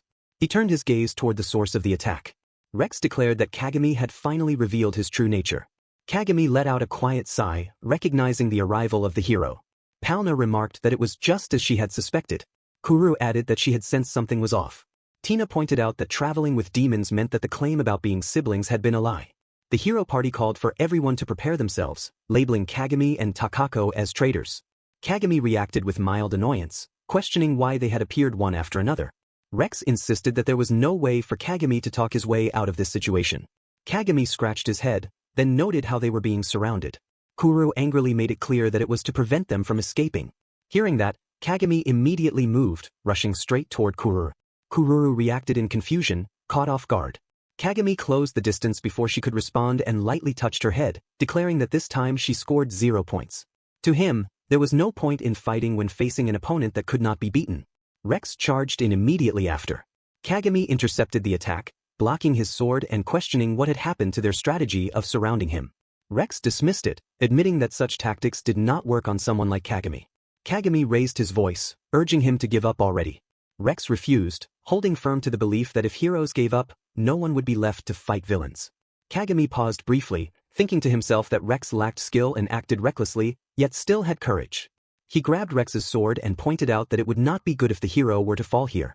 Rex pulled back and avoided him, reacting by calling him a monster. Kagami accepted that label without resistance, telling them to leave this so-called monster alone and return to their mission of defeating the Demon King. Tina pointed out that one of the Demon King's subordinates was right in front of them. Palna added that many had suffered from the previous day's attack, making it impossible to simply let the one responsible walk away. Kagami let out a quiet sigh, admitting that they had a point. There was no denying that Mino had gone on a rampage in the town. For that, he turned to Mino, suggesting that an apology would be appropriate. Mino responded with a sharp glare, unable to accept that idea. From his perspective, demons had been humiliated repeatedly as a result of the events from the previous day. Alice watched him with a quiet sadness. Rex rejected the idea entirely, insisting that it was not something that could be settled with an apology. To him, demons that threatened human lives were evil, and anyone who cooperated with them was no different. Hearing that, Kagami moved instantly, closing in on Rex. He seized Rex's sword and challenged that claim, questioning who had decided such a thing and doubting the reasoning behind it. Rex struggled, unable to free his weapon from Kagami's grip, and began to panic as he tried to understand what Kagami meant. Kagami then pointed toward Alice, asking whether she appeared evil. Rex believed he understood demons, yet failed to recognize that she was the Demon King's daughter. The realization struck Rex with shock. Kagami pointed out that despite every encounter they had, Rex had never once noticed it. Kagami questioned whether it was because Rex had never truly seen her as completely evil. Rex paused for a moment, frustration building as he struggled with the thought. Kagami affirmed that it was the truth. While monsters born from demon horns posed a danger to humans, demons themselves were no different from humans aside from the harm caused by those monsters. Because of that, he refused to allow his demon companions to be killed. With that, Kagami gripped Rex's sword and snapped it with his bare hand. Rex and the others could only stare in shock at the broken blade. Kuru pointed out that regardless of that argument, the one who attacked the town was, by all appearances, still a criminal. Mino remained calm and unaffected. Kagami turned toward him, grabbed him, and forced him into a bow. He offered an apology on Mino's behalf. Tina reacted in surprise at the sudden acknowledgement. Kagami explained that Mino had only been following orders, and according to Alice, the Demon King had not been in good condition lately. Kuru questioned what that meant. Kagami revealed that he had actually met the Demon King before. The others were left stunned. Rex reacted strongly, unable to accept it. Kagami continued, explaining that from what he had seen, the Demon King did not seem like someone who desired the destruction of humanity. Because of that, he did not believe the recent attack reflected the Demon King's will. The Demon King's presence had been intimidating, and it made him want to see the situation for himself. Rex trembled with anger, rejecting everything outright. He could not accept that Kagami had met the Demon King, nor the claim that such a figure would not seek humanity's destruction. To him, it sounded like nothing but lies, and he demanded to know what Kagami was basing those claims on. Kuru supported that stance, insisting that demons were humanity's greatest enemy. Kagami then asked a simple question, whether the Demon King's army had ever attacked humans before. Rex fell silent, stopping to think. As he reflected on it, he realized that it had not happened. Humans had been slaughtering any demons they came across, yet not once had the Demon King retaliated. Rex began to realize something, considering the slim chance that Kagami might be telling the truth. If the Demon King was not what they believed, then it raised a troubling question about what they had been fighting for all this time. Palna suddenly raised her voice, firmly declaring that the Demon King was still the enemy. Rex noticed as she began casting a spell and reacted in alarm. Palna urged everyone to pull themselves together, refusing to let doubt take hold. She launched a fireball toward Kagami, insisting that the attack on Valman by demons the previous day was an undeniable fact. From her perspective, there was even a possibility that Kagami had been influenced or controlled by demons. Kagami reacted by pointing to himself, but Palna continued, warning them not to accept his words without question. Rex and Kuru found themselves torn, uncertain of what to believe. Kagami scratched his head, acknowledging that there was some truth in what she said. Then, raising his voice, he concluded that if that was how they felt, there was nothing more to discuss, and it was time to part ways. Rex and the others froze at his sudden decision. Kagami showed a faint smirk, grabbed Mino, and made his escape without hesitation. The others could only watch in shock as they ran off. Rex was left confused by how abruptly it ended. Tina took their retreat as proof that they had been lying all along. As he fled, Kagami reflected that if they had spoken longer, perhaps understanding could have been reached. For now, he left it at that, saying they would meet again another time. He let out a quiet sigh, realizing they had not been able to accept it. Behind them, Rex and the others began chasing, calling out for them to stop. While running, Kagami thought about how, for humans, living alongside demons meant enduring all the harm caused by monsters. He muttered to himself and called out to Alice. The path toward coexistence was clearly not an easy one. Alice, however, remained hopeful, noting that this time, unlike before, they had at least listened. Takaco and Kagami both smiled at that. Kagami agreed, accepting that fact. He then resolved that until Alice chose to give up, he would remain by her side. Mino looked toward Kagami and called out to him, informing him that a carriage had been prepared just ahead. Kagami reacted with surprise, wondering when that had been arranged. As they approached, the Centauros from earlier turned their attention toward him, addressing him with hostility and warning him not to look at them so casually. Kagami muttered Mino's name under his breath, calling him out with irritation. Mino gave a faint smile as he revealed that he had taken the carriage from a passing merchant. Since he had not killed the man, he saw no issue with it. Takaco remarked that this likely explained how the heroes had managed to track them down. Kagami responded by kicking the carriage, calling out Mino's name in frustration and treating him like a fool. Despite that, they all climbed aboard. Takaco took hold of the whip, struck the Centauros, and set them into motion. The Centauros let out strange sounds as they began to run, while Takaco laughed loudly. Inside the carriage, both Alice and Kagami sat with visible discomfort. Mino offered an apology.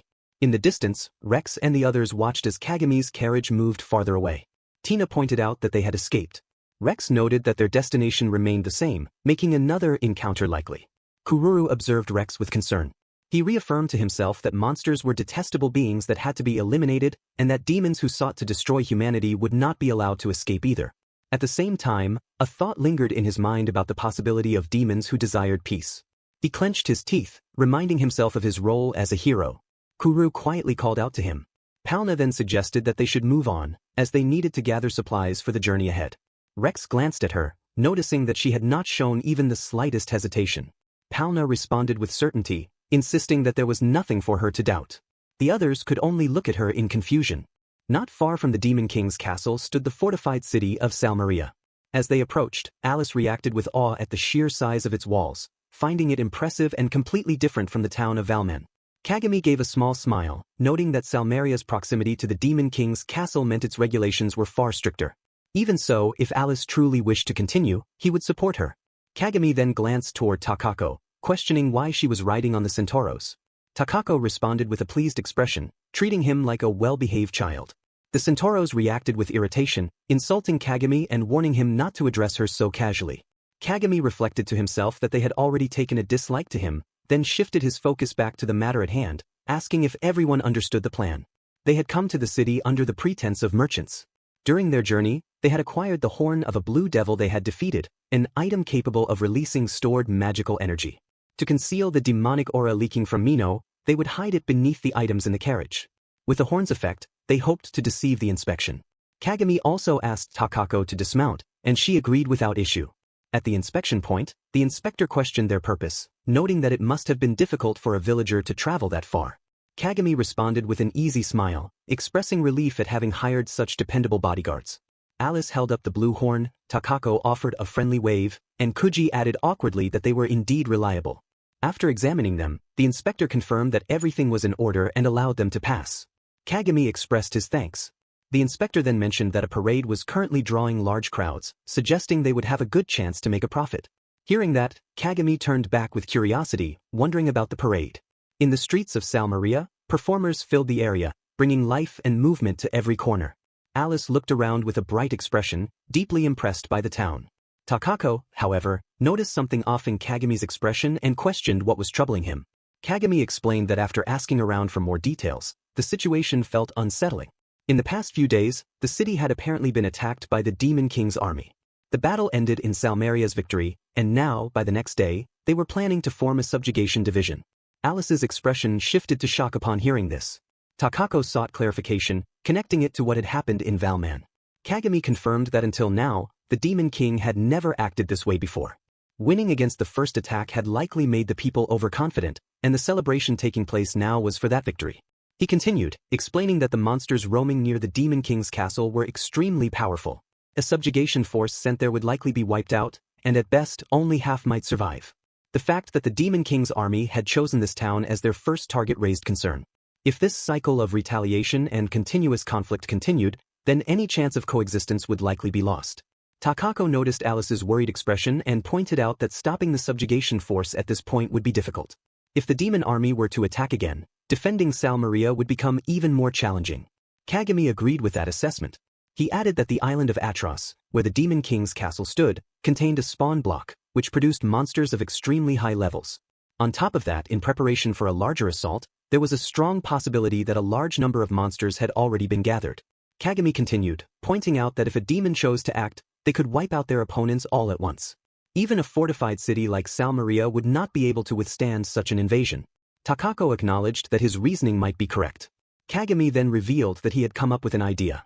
Instead of forming a subjugation force, they would go directly to meet the Demon King, attempt to persuade him, and then flee together with the entire demon race. Alice and Takaco both stared at him, caught off guard. Alice reacted in confusion, while Takaco, though understanding his intentions, found the plan far too reckless. Kagami looked toward her as she continued, raising a serious concern. If the Demon King truly desired the destruction of humanity, then what would Kagami do? In that situation, could she simply ignore it and stand by? Alice found herself agreeing with that thought. If her father truly intended to wage war against humans, then she would. Before that thought could fully form, Kagami cut it off, declaring that if it came to that he would fight. Alice was moved by his resolve. Kagami then clarified that such a fight would not be carried out alone, but with both humans and demons united as allies, working together toward coexistence. Takaco, Alice, and Mino were all taken aback by the idea of such an alliance. Kagami, with a faint smirk, explained that they would gather those from both sides who wished to end the conflict. If they searched for them, he believed they would find many who shared that desire. Takaco questioned whether that was truly possible in a situation like this. She recalled her earlier doubts, wondering if humans and demons could really coexist peacefully. Mino quietly observed the exchange. Kagami began to respond, but Alice stepped in before he could finish. She pointed out that they had already achieved something similar. When Kagami turned to her, she continued, expressing her intention to join this allied force herself. Mino reacted with surprise, while Takaco and Kagami both looked at her. Kagami reminded her that by doing so, she might one day have to face her own father. Alice accepted that possibility, even if her father truly intended to go to war against humans. Alice held firmly to her belief, refusing to give up on the idea of coexistence between their races. If she were to abandon it here, everything would come to an end. Before she could continue, Kagami gently patted her head, encouraging that they would move forward and do their best together. Alice responded with a small, bright smile. She then turned her attention to Mino, wondering about his decision. Mino reflected on his position as a loyal subject to his demonic highness, yet at the same time, he could not bring himself to leave Lady Alice alone. Acting on that resolve, he suddenly jumped out of the carriage, declaring that he would not leave her side. Alice and Kagami reacted at once to his sudden movement. Takaco observed as Kagami quickly pulled Mino back inside, scolding him for acting carelessly. She laughed at the situation, finding him foolish, and then expressed her own interest in joining them as well. Alice responded warmly to that, while Kagami accepted it without hesitation, deciding that from this point on, they would all continue together. The Centauros added their own rough remarks, stating that regardless of what was said, they would accompany them, expecting some form of appreciation. Kagami lifted his spirits and declared their next step, pushing forward with the decision to head toward the Demon King's castle. At the Salmaria Inn, Kagami remarked that while their current mood was high, he would have preferred to leave the place as soon as possible. Takaco immediately corrected his posture, telling him to sit properly.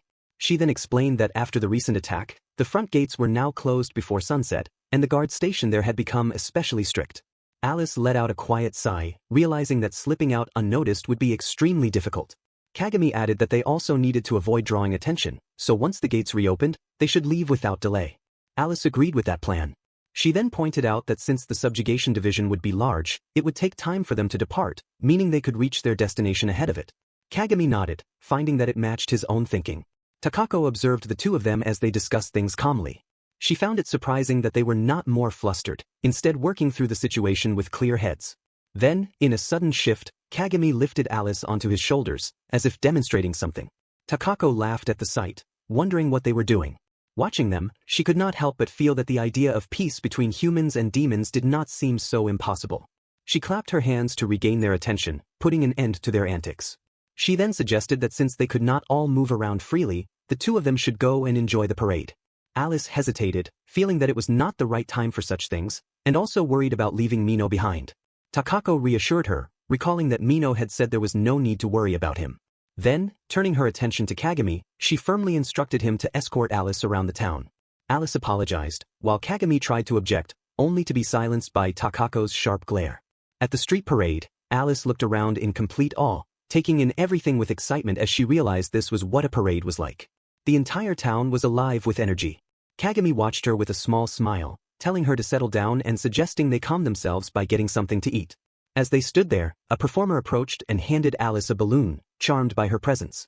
Alice accepted it, momentarily puzzled. Soon after, a baker offered her some freshly made bread, and then another passerby handed her kebabs. One after another, she received gifts, leaving her overwhelmed yet delighted by the kindness around her. Alice reacted with excitement, noting how many things people had given her again. Kagami laughed, pointing out that the same thing had happened back in Valman, almost as if it were some natural talent of hers. Alice then passed all the food she had received over to Kagami, suggesting that they should share it together. Kagami hesitated, unsure if she really meant it, but Alice insisted. From her perspective, he had always been looking after her, and by eating he could maintain his strength. Kagami was quietly moved, thinking that despite her being so young, she was straightforward and sincere, even worrying about him in her own way. Still, he reassured her that there was no need for concern anymore because of a certain skill he possessed. Alice asked about it, and Kagami explained that it was called auto-revive, a skill that allowed minor injuries to heal naturally. Alice understood then why he never appeared hurt, finding him truly remarkable. She felt a growing desire to be helpful to everyone as well. Kagami scratched his head and told her that she was already being helpful. Before she had appeared, he had already given up on the idea of coexistence. Alice tried to ask what he meant, but Kagami's attention suddenly shifted elsewhere. Spotting something, he became distracted and focused on getting food, asking if she minded. Alice reacted, trying to stop him and return to what he had said earlier, wanting clarification. Kagami avoided the question, acting as if he did not fully explain himself. Just then he caught a familiar voice nearby. It was Rex and his group, with Palna commenting on his slow eating and Rex insisting on proper table manners. Kagami and Rex's eyes met. Rex immediately stood up, reacting to the encounter. Meanwhile, on Atros Island at the Demon King's castle, numerous monsters stood assembled, prepared and waiting. Somewhere in Salmaria, Kagami reacted with surprise upon noticing Rex again, recognizing the persistent hero. He quickly moved to shield Alice as Rex approached, intent on meeting him once more and addressing him as a mere villager. The chef nearby stepped in to remind them to keep their voices down inside the restaurant. Rex lowered his head in apology before continuing, intent on asking Kagami something. However, when he looked around, Kagami had already slipped away. Tina struck the table in frustration, pointing out that he had run off again, and her patience was beginning to wear thin. Rex urged the group to move quickly and pursue him. Despite their efforts, they eventually stopped, realizing they had lost him. Palna turned to Rex, questioning what they should do next while criticizing him. Rex reacted to being called an idiot, but steadied himself, noting that at least they now knew Kagami was somewhere in the city. Tina suggested informing the townspeople and organizing a search, but Rex hesitated. He decided they should hold off for now, uncertain of how Kagami might respond. Tina grew concerned at the thought that Kagami might harm anyone who found him, but Rex struggled to clarify his thoughts before being interrupted. Kuru stepped in, asserting that such a situation was unlikely. She pointed out that during their previous encounter, they had come out completely unharmed. From her perspective, Kagami did not seem like a bad person. Tina reacted to her statement, but Palna quickly cut in with irritation. Kuru raised her voice, emphasizing that Kagami had approached them with the intention of talking. When they attacked him without giving him a chance, he had not fought back. He had not tried to force his beliefs onto them or use strength to make them submit. Instead, he had simply chosen to leave. Rex acknowledged that Kagami often carried himself in a way that seemed to look down on others, yet he also recognized that they should not carelessly harm others. He was troubled by the way Kagami kept retreating and felt that cornering him would only make things worse. Palna questioned what that meant for their next move, challenging whether they should simply continue chasing him or begin sympathizing with demons. Rex clarified that there was something he wanted to ask Kagami. Kuru added that she also wanted to understand why he was protecting demons, and that the next time they met, she intended to ask him directly. Even so, she reassured the others that their goal of defeating demons had not changed. Back in the city of Salmaria, Kagami and Alice paused to catch their breath, surprised at how quickly they had managed to get away. Alice nodded while still panting, equally caught off guard. Kagami remarked that they seemed to keep running into the same people over and over again. Their attention soon shifted to a lively crowd gathered nearby. Kagami observed how excited everyone seemed. Alice tried to see what was happening, but her height made it difficult. Noticing this, Kagami lifted her up, asking if her view was better. Even then, he found it surprising how she remained enthusiastic about the festival. Alice apologized, but Kagami reassured her that it was fine, adding that it was a good opportunity to experience new things. They stopped by a nearby stall, where Kagami bought ice cream. Alice tasted it and was amazed, thinking that humans were truly remarkable to have created something so delicious. She felt that others should also be given the chance to try such things. As they continued, Alice noticed people rushing past, urging others to hurry because something was about to begin. The crowd surged forward, drawing their curiosity. Suddenly, Alice reacted in shock upon spotting a monster. The surrounding crowd shouted with excitement, urging action. Confused, Alice wondered what was happening and why everyone seemed so eager. Kagami explained that it was part of a festival performance, where warriors would demonstrate their strength by defeating a weak monster. Then, a loud explosion echoed, startling them. A much larger monster appeared, far more dangerous than expected. Some initially assumed it was part of an elaborate act, but that illusion quickly shattered when the creature began attacking, slashing through the crowd as people screamed in panic. It became clear that this was no performance. Kagami immediately pulled Alice close, shielding her and warning her to stay back. As he assessed the situation, he realized that even if he began gathering power for his skill, it would take time. He quickly considered what to do next. A nearby person cried out in fear as the large monster advanced. At that moment, Kuru stepped in and cast a divine shield. The monster crashed into the barrier, forcing her to strain under the impact. Kuru and the person beside her were violently pushed back into a wall. She reacted with frustration as the impact settled. The person beside her questioned whether she felt no fear, then urged her to forget about him and escape. Kururu refused to retreat. To her, protecting the people was the duty of the nobility, and she would not abandon others to save herself. The person noticed that despite her resolve, her body trembled as she faced the approaching monster. As it drew closer, Kururu realized that she could no longer move. Just as the creature reached out toward her, Kagami suddenly appeared in front of her and stopped its attack with one hand. Kururu was left in shock at his sudden presence. Kagami immediately countered, driving his fist into the monster's face with a powerful strike. The blow sent the creature flying backward.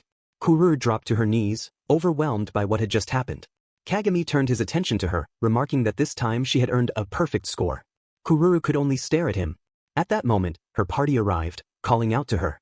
Tina reacted with shock upon recognizing Kagami's level. Kagami remarked that such a reaction should have come from him instead. Rex stepped forward and grabbed him, confirming his identity and making it clear that he would not let him escape this time. He questioned how Kagami had managed to defeat such a monster. Kagami explained that while the monster had been strong, he had used a technique called charge blow. Rex was taken aback, realizing that a basic technique had been enough to bring it down. Kagami added that it was the only move he could use quickly in that moment. Rex fixed his gaze on him, feeling there was much to discuss. Palna and Tina looked on in confusion. Kagami responded calmly, accepting the idea of a discussion, but first insisted they confirm whether any other monsters were nearby. Kururu hesitated briefly before stepping forward. She grasped his hands and expressed her gratitude for being saved.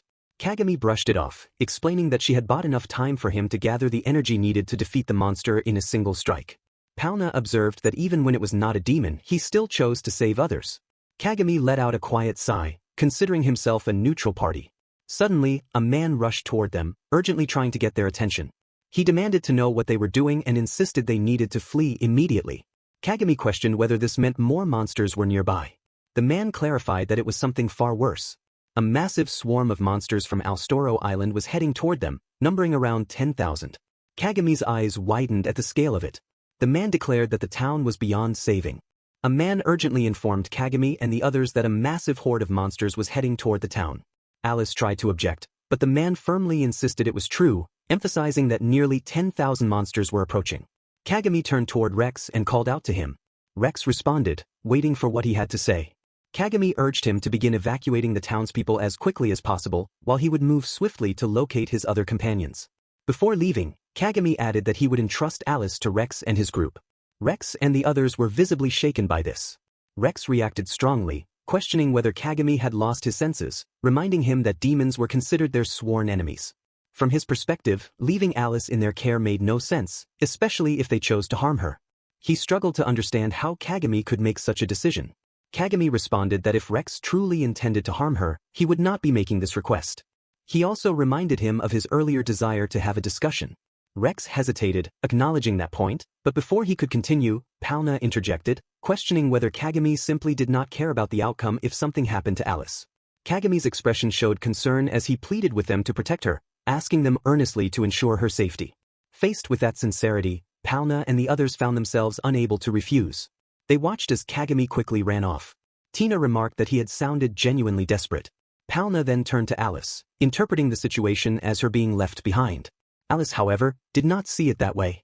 She believed that Kagami had entrusted her to them with full confidence, and because of that, she chose to believe in them as well. Kururu was quietly moved by Alice's conviction. Alice lowered her gaze, thinking about what would happen when the massive horde finally arrived and wondering what she should do. Kururu stepped forward and gently embraced her, offering reassurance and telling her not to burden herself with such worries. She assured her that they would keep their promise, reminding her that Alice was not a threat. Palna let out a sigh, stating that this was not the time for such moments, and moved ahead. Kururu then encouraged Alice to join them, focusing on working together to safely evacuate everyone in the town. As Rex fought off the incoming monsters, the others moved alongside Alice, spreading the warning to the townspeople. Soon, both the hero party and Alice raised their voices together, urging everyone to evacuate as a massive horde of monsters approached. Panic spread as they called for people to run and get to safety. Amid the chaos, debris suddenly flew toward Alice, but Rex reacted quickly, stepping in to block it and warning her to be careful. Kururu checked on her condition, and Alice expressed her gratitude. Rex reminded her to stay alert, though he was interrupted before he could finish. A voice suddenly shouted in anger, demanding that they get away from Alice. Takaco and Mino arrived, immediately focusing on her safety and asking if she was unharmed.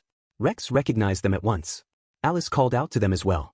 Rex addressed Takaco bluntly, recalling that Kagami had gone to look for them. Alice quickly corrected him, clarifying that Takaco was a woman. Rex froze in confusion at that realization, and Alice firmly reaffirmed it. Takaco responded with a slight frown, commenting on their unusual situation. Mino stepped forward with intensity, demanding that Alice be released immediately. In response, Alice moved toward him without hesitation. Rex, however, pointed out that even if Mino concealed his horns, his demonic presence could still be sensed. He explained that Kagami had entrusted Alice to them for protection. Takaco questioned Kagami's intentions, trying to understand his reasoning. Rex then explained the situation in full to both Takaco and Mino. After hearing everything, Takaco acknowledged that she understood what was happening. She decided that they would also search for Kagami, noting that there was only one road leading to the inn and wondering if he had taken a wrong turn. Rex grew increasingly frustrated, questioning where Kagami had gone. At that moment, a man rushed in, calling for help and reporting that someone was fighting a horde of monsters at the west gate. Everyone else had already fled, leaving a single individual standing against the swarm alone. Alice reacted in shock upon hearing this. The situation grew more urgent, with the realization that at this rate, the one fighting alone would not survive. Calls for help echoed, urging someone to save him. Alice immediately thought of Kagami. If humans continued to hate demons for the destruction of their homes, then the idea of coexistence would become impossible. Yet Kagami was trying to protect everyone on his own. Without hesitation, she began running toward the west gate. Takaco noticed and called out to her, but Alice pressed on, thinking that even for Kagami, facing such overwhelming numbers alone was too much. Before she could go further, Takaco quickly caught up and lifted her onto her shoulders, deciding that it would be faster this way. Alice reacted in surprise, realizing Takaco had joined her. She was certain that the person being spoken about was Kagami. Takaco agreed, urging them to hurry. Even if Kagami possessed a recovery skill, the number of enemies was far too great for him to handle alone. Takaco then called for Mino to follow, deciding that they would move across the rooftops to reach their destination faster. She acknowledged that even for someone like Kagami, this was not a situation one could face alone. Acting like this was reckless, something only a fool would attempt. Rex reacted with disbelief, questioning whether Kagami had a death wish. Alice turned to him in surprise, realizing he was coming as well. Takaco questioned his intent, wondering if he was actually going to help them. Rex made it clear that after hearing what was happening, he could not simply ignore it. More than that, he could not understand why Kagami would take on such a situation without any support. Takaco reasoned that Kagami likely wanted to prevent anyone else from getting hurt, whether human or demon. Rex struggled to accept that, questioning whether acting in such a way was not the same as throwing one's life away. Takaco maintained that whether it seemed foolish or not, as long as there was even a 1% chance of success, Kagami would never give up. Rex countered that even so, there was a clear difference between recklessness and true bravery. Takaco responded that for Kagami, when it came to protecting those he cared about, fear for his own life simply did not exist. Rex lowered his gaze, thinking about how he had already prepared himself for such risks, but Takaco cut that thought short, making it clear that this was not about preparation at all. Rex reacted, caught off guard by her words. At that moment, Mino suddenly came to a stop at the entrance of the west gate. Rex questioned the abrupt halt, but his attention shifted immediately as he noticed the scene ahead. Every monster near the gate had already been slain. The sight left him stunned, unable to understand how such a thing was possible. Beyond the fallen creatures stood Kagami, surrounded by even more monsters, ready to face them. The idea that someone considered a mere villager could possess such overwhelming strength left Rex in disbelief. Alice called out to Kagami as she saw him. A massive snake-like monster lunged toward Kagami, but he caught it mid-attack and tore its body apart with his bare hands. Rex watched in shock, struggling to comprehend what he was seeing. The sheer power displayed raised a question in his mind, whether Kagami could truly be human at all. This was the strength of a level 999 villager. As Rex, Alice, Takaco, and Mino watched, Kagami moved through the overwhelming sea of monsters with ease, cutting them down one after another. Rex found it hard to believe, unable to understand why Kagami would push himself this far. Takaco began to recall Kagami's past. When he was still a child, monsters had killed his father right before his eyes. The grief, frustration, and helplessness left a deep mark on him. He could not forgive his own weakness. He resented a world where villagers were destined to be weak, and he directed that resentment toward monsters, demons, and even himself. From that point on, Kagami sought strength by defeating monsters. However, he initially fought them from a distance, throwing rocks to stay safe. While this allowed him to defeat low-level monsters, there was a clear limit. No matter how many he defeated in that way, his experience did not increase, and his level remained unchanged. In the end, he was still confined by his weakness, avoiding danger rather than overcoming it. Realizing this, he abandoned his safe approach and began challenging monsters head-on. Even though it was nearly suicidal for a villager, he chose to face them directly. He needed to know whether he was truly weak, whether he would have to give up on avenging his father and simply continue living as he was, and whether such a life held any meaning.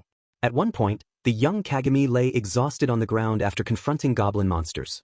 To him, they felt overwhelmingly strong, though it also made him question whether it was simply that villagers were that weak. As he reached a hand toward the sky, something changed. The level that had remained stuck for so long finally increased, rising from 4 to 5. In that moment, Kagami came to understand a fundamental rule of the world. When an enemy was defeated under extremely unfavorable conditions, even if they were of the same level, the experience gained would increase in proportion to the gap in strength. The more a person's equipment and fighting ability fell short compared to their opponent, the greater the experience they would gain. It was a harsh rule, one that demanded risking one's life in exchange for growth. For a villager, their only advantage lay in their overwhelming weakness. The young Kagami came to a startling realization and laughed. He wondered if villagers would die once they became stronger, and decided that it did not matter. If strength required his life as payment, then so be it. He resolved to use that very weakness as his weapon, directing his hatred toward monsters and the demons that gave rise to them, vowing to destroy them all. True to that resolve, he repeatedly threw himself into battles where he stood at a clear disadvantage, risking his life over and over again. He carried the weight of the grudge left behind by his father's death. At one point, after wandering far from his village, the young Kagami hurried back home. As he arrived, he froze at the sight before him.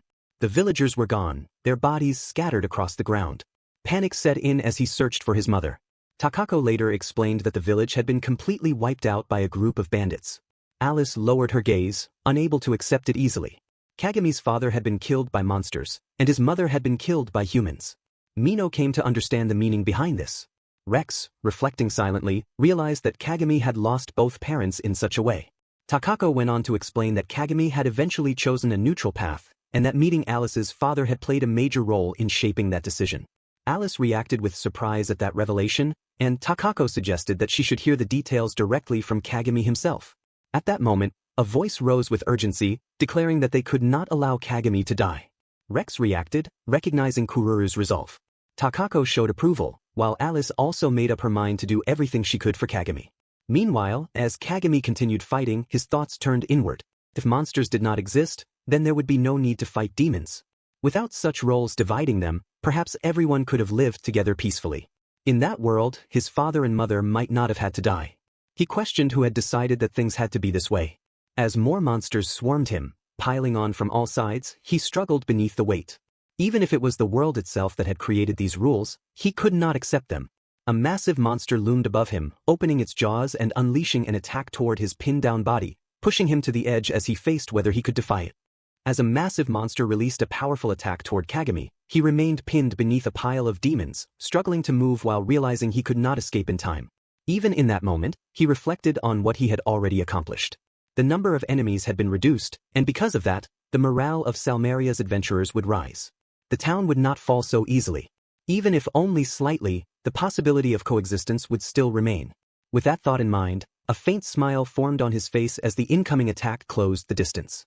He accepted what was about to happen and prepared to face it directly. At the final moment, however, the attack was suddenly deflected. The force scattered debris and smoke across the battlefield. As the dust began to clear, Kagami looked ahead in surprise and saw Kururu standing before him, breathing heavily, her frustration evident at how close he had come to dying. Kagami stared at her, still trying to understand her presence. At the same time, Rex appeared at his side and struck with force, cutting through the surrounding enemies. His actions reflected his resolve as a hero, unwilling to abandon someone to fight alone. Kagami dropped to the ground, stunned that both the hero and the sage had arrived, seemingly ready to risk themselves. Soon after, Takaco rushed toward them without hesitation. To Kagami's disbelief, she charged straight at the massive monster and brought it down with overwhelming strength. He could not understand why she had come to such a dangerous place and insisted that actions like this would only lead to unnecessary loss, believing that he alone should bear that burden.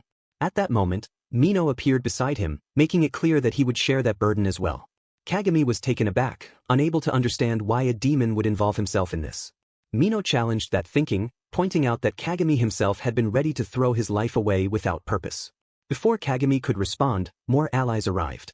Tina approached and began treating his injuries, while Palna joined them, determined to make him answer for his actions later.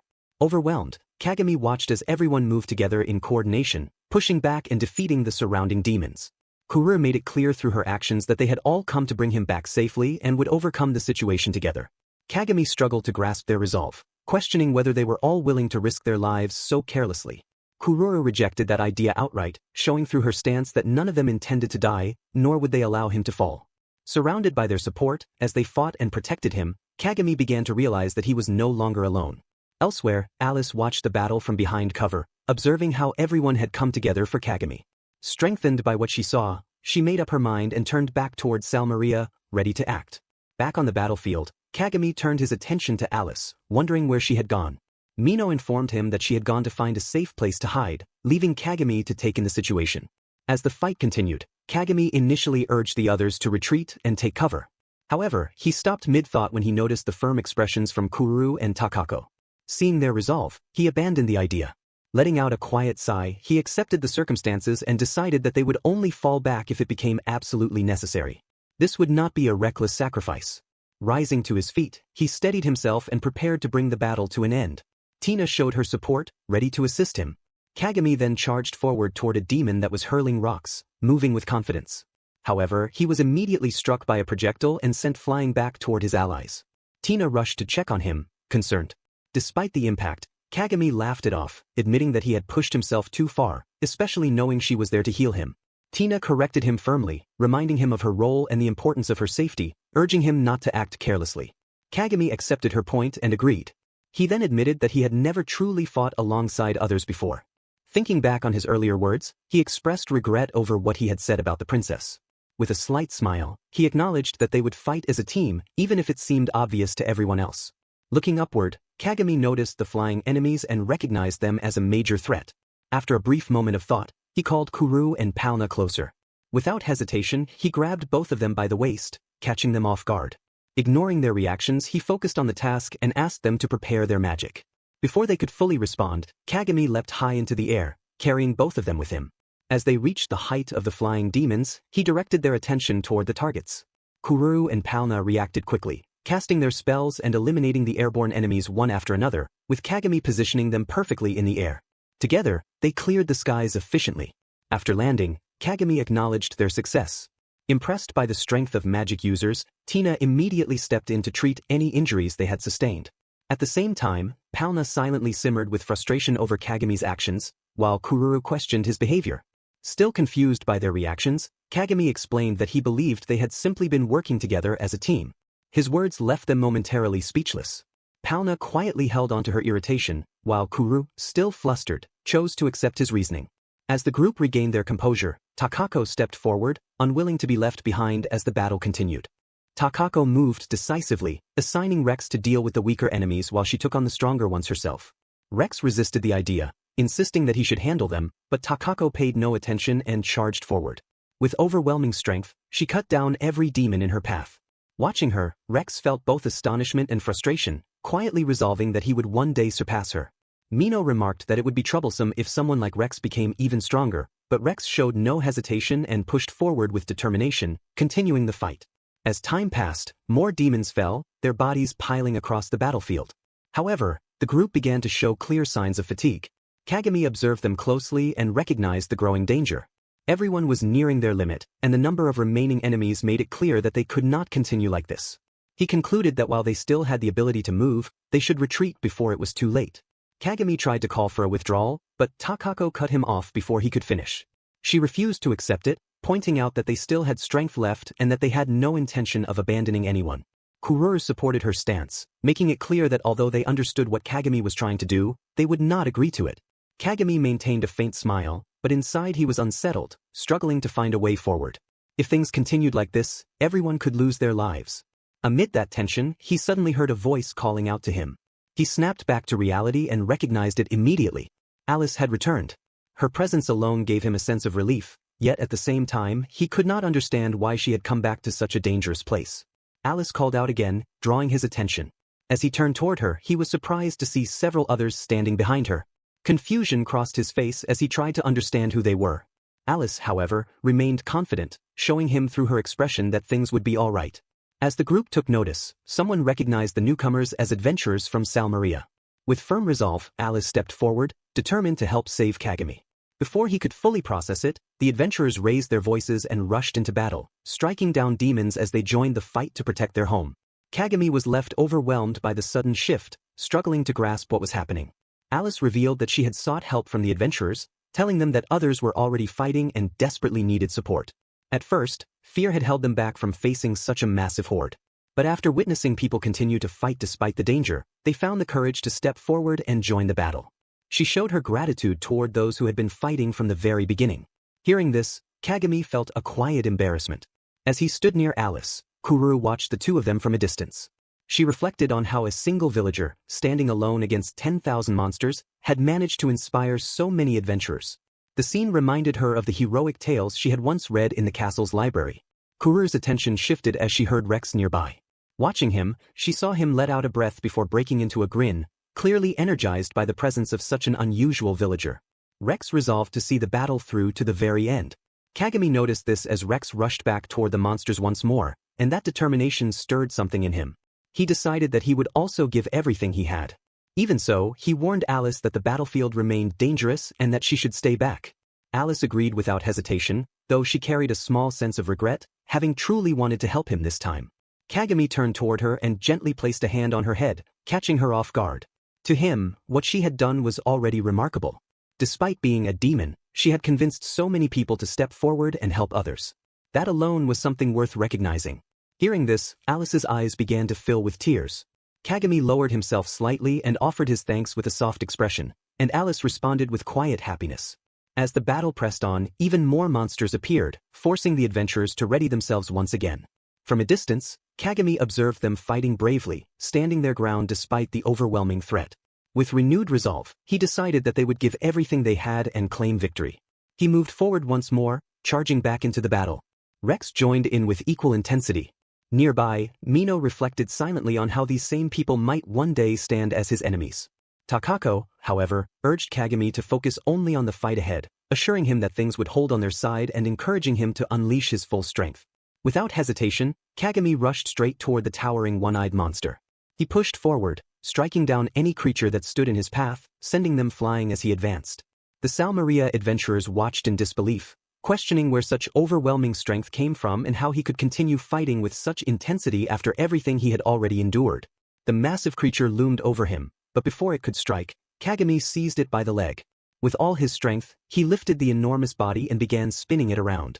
The monster's weight and size turned into a weapon, sweeping through the battlefield and crushing the surrounding enemies. The adventurers could only stare, unable to fully process what they were witnessing. The sight blurred the line between man and monster, yet none of that mattered as long as he fought on their side. Encouraged by this, they pressed forward with renewed determination.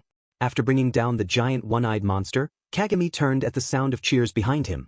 The adventurers, inspired, surged forward once again. He watched as one fighter struck down a monster with a punch, while others worked together to defeat another. The sight stirred something within him, and a small smile appeared as he felt respect for those fighting beside him. Leaning forward, Kagami prepared himself and broke into another run. He charged through the enemy ranks, sending monsters flying in all directions as he passed.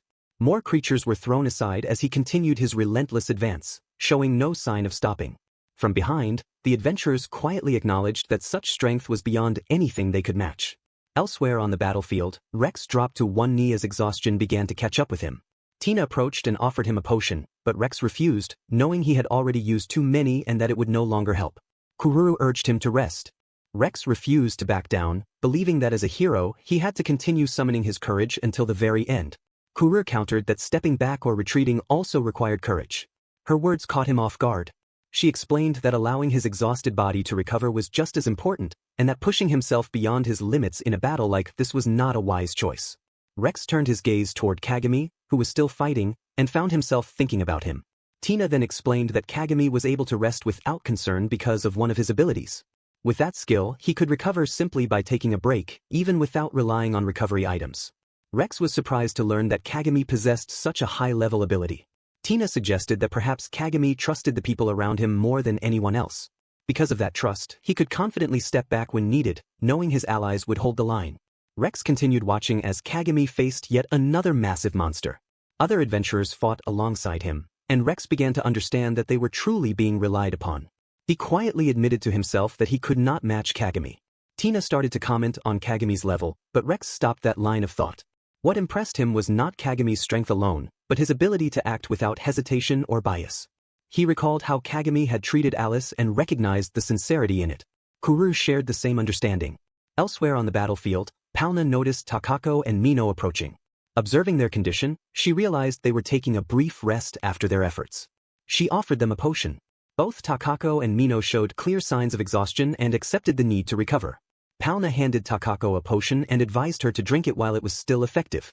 As Palna handed over the potion, her gaze drifted toward Mino, who was resting nearby. In that quiet moment, a thought crossed her mind. It would be easy to eliminate him while he was vulnerable. Without drawing attention, she slowly raised her hand and aimed it toward the back of his head. Takaco noticed the movement immediately and intervened, stopping her before she could act. She made it clear that such a decision might lead to regret, especially if Palna truly intended to hear what Kagami had to say once everything was over. The warning caught Palna off guard. She glanced at Takaco briefly before lowering her hand. Turning away, she walked off, choosing instead to wait and see how things would unfold. Mino, unaware of the full exchange, remained confused about what had just happened. Takaco reassured him that he would understand in time. Meanwhile, the battle continued without pause. Kagami pressed forward, defeating one monster after another. As he looked across the battlefield, he began to sense a shift. The tide seemed to be turning, and victory no longer felt out of reach. With that realization, he urged everyone to push just a little further. Then, without warning, the ground began to shake violently. Kagami initially considered the possibility of an earthquake, but someone called out, directing attention toward the distance. When he looked up, a massive black creature appeared on the horizon. The monster was enormous, towering far above the surrounding mountains. Its presence alone carried a weight that silenced the battlefield. As everyone took in the sight, a shared understanding spread among them that this was something far beyond what they had faced so far. Kagami could only stare, caught off guard by its scale. The creature continued to advance, each movement reinforcing the danger it posed. Kuru struggled to process what she was seeing, unable to recall anything like it from the kingdom's records. Mino, despite his connection to the Demon King's forces, also had no knowledge of such a being. This realization unsettled Takaco even more. It was clear that the monster's power was not just for show. Recognizing the threat, Takaco urged an immediate retreat, seeing no other option. However, before she could push further, Kagami calmly observed the creature's size. As Takaco watched in disbelief, he stretched his body, preparing himself. By the time she realized what he intended to do, it was already too late. Kagami had already moved, charging straight toward the massive monster, leaving her to quietly condemn the recklessness of his decision. Kagami leapt high into the air, drawing back his arm as he aimed a decisive strike at the monster's head, his focus steady. In the next instant, the creature moved with unexpected speed, evading the attack and countering midair. The impact sent Kagami flying backward, and he crashed hard onto the ground, lying still. The sight shook the adventurers. A sense of despair spread quickly, as some began to believe that even Kagami could not defeat such a monster. The thought that Salmaria might be lost took hold, and panic pushed many to retreat. Takaco lowered her gaze, reflecting on the outcome, realizing that even Kagami's attack had failed to leave a mark. Amid the confusion, Alice ran straight to Kagami and lifted his head, trying to bring him back with a potion. Though weakened, Kagami tried to warn her about the danger, but Alice refused to leave him behind. As he slowly regained awareness and managed to sit up, her determination remained clear, choosing to face the situation alongside him. Kagami noticed that beneath her resolve, she was still afraid. He gently urged her not to push herself too far. Before he could continue, another potion was pressed to his mouth, catching him off guard. Kururu, filled with concern, stepped in, making it clear through her actions that his reckless behavior was the reason Alice had been left trembling with fear.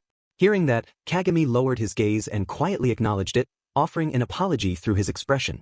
At that moment, a new presence appeared on the battlefield. A demon descended before them, observing Kagami with a faint sense of amusement at the fact that he was still standing. From his perspective, this unexpected resistance explained the delay in their plans. He had initially assumed that a hero was responsible, only to realize that it had been Kagami instead. In response, Kagami rose to his feet and stepped in front of Alice, positioning himself to shield her. At the same time, Mino moved forward as well. Upon seeing the newcomer, Mino recognized him immediately and addressed him as Lord Estellar. Estellar acknowledged Mino, recalling that he had been reported missing. Seeing him now, he noted that Mino had been occupied with protecting Alice, something that reflected his consistent loyalty to the Demon King. Kagami turned his attention toward the demon, seeking to understand who he was. Mino explained that long before joining the Demon King's service, this individual had already stood at his lord's side as his most trusted subordinate. Estellar Urgot was known as the second strongest among the demons, surpassed only by the Demon King himself. Hearing this, Alice quietly repeated the name to herself, unease settling in. Mino then shifted his focus back to Kagami, checking on his condition. Kagami reassured him that his injuries had been fully healed, explaining that since he had not relied on potions before, their effect had been especially strong. Estellar questioned whether Kagami still intended to resist. Kagami made it clear through his stance that while he would rather deal with the massive monster first, he was prepared to face Estellar as well if necessary. With that resolve, Kagami moved forward once again, rushing toward the enormous black creature, while Estellar remained where he was, calmly watching his advance. After a brief pause, Mino spoke up, cautioning Estellar that Kagami was far from an ordinary human. Though classified as a villager, he had reached the unprecedented level of 999. Estellar reacted with clear dismissal, acknowledging that such a level was rare, yet insisting that Kagami was still nothing more than a villager. To him, that alone made Kagami unworthy of any real recognition.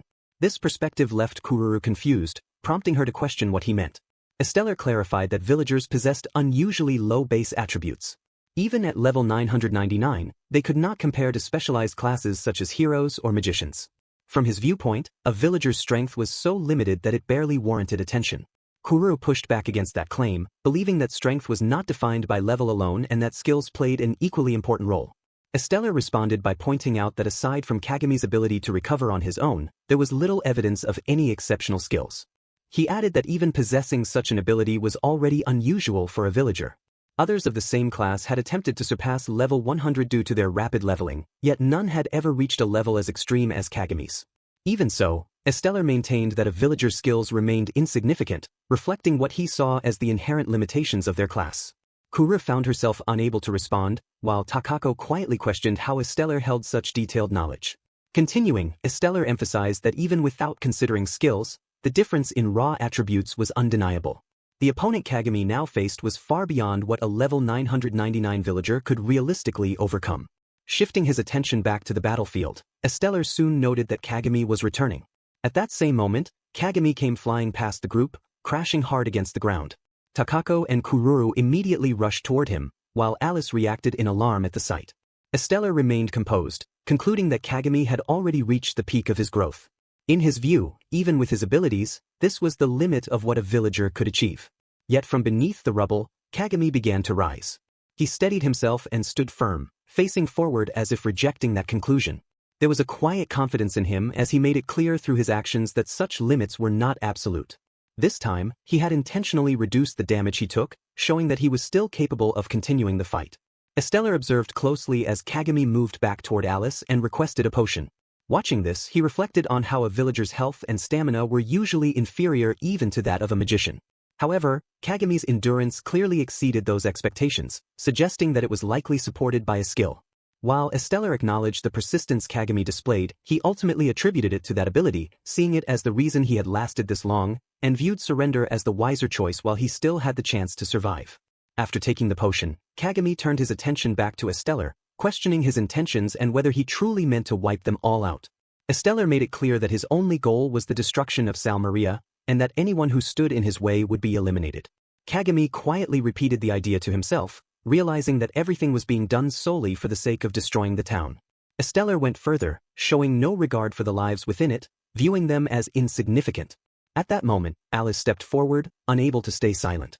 She tried to stop him, holding firm to the belief that her father would never have wished for such an outcome. She sought to reach him, hoping he would reconsider and face the truth again. Estellar's gaze turned cold as he looked at her. Within his thoughts, he acknowledged that neither she nor the Demon King would have chosen this path. His expression hardened as he called forth the enormous black monster. Then came the unsettling question of whether the Demon King would still give the same answer if asked now. The meaning of his words spread unease through everyone present.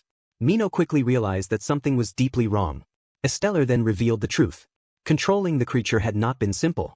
By repeatedly administering a drug to weaken it, he had eventually brought the Demon King under his control through his own power.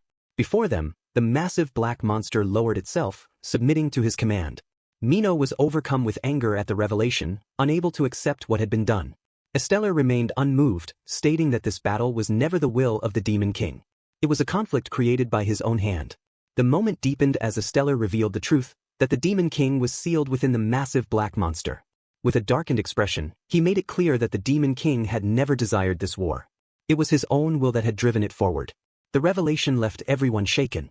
Alice struggled to process what she had just learned, while Kagami sought to confirm whether the figure encased within the black armor was truly the Demon King.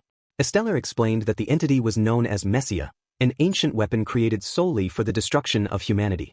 It was a force that could only be controlled through the Demon King's power. Kagami reflected on this, questioning whether such a purpose could ever be justified. He came to understand that the Demon King's will played no part in this at all, and that Estellar was using him against his will. After a brief pause, Estellar affirmed this without hesitation. In response, Kagami resolved to act. He made it clear through his stance that he would save the Demon King together with the people of Salmaria, not only as their ruler, but also as Alice's father and someone important to him. Estellar was momentarily unsettled, trying to grasp Kagami's reasoning. Observing Alice's actions up to this point, he came to the conclusion that Kagami had effectively chosen to oppose all demons. Kagami turned to Alice and gently reassured her. Estellar, however, dismissed his resolve, insisting that someone of his standing could not hope to overcome such overwhelming power. No matter how much effort he put in, the result would remain the same. Kagami ignored this completely. Fixing his gaze forward, he rushed toward Messia once more, refusing to give up. Estellar watched with disdain, viewing him as nothing more than a stubborn presence. As Kagami leapt forward to attack, Messia struck first.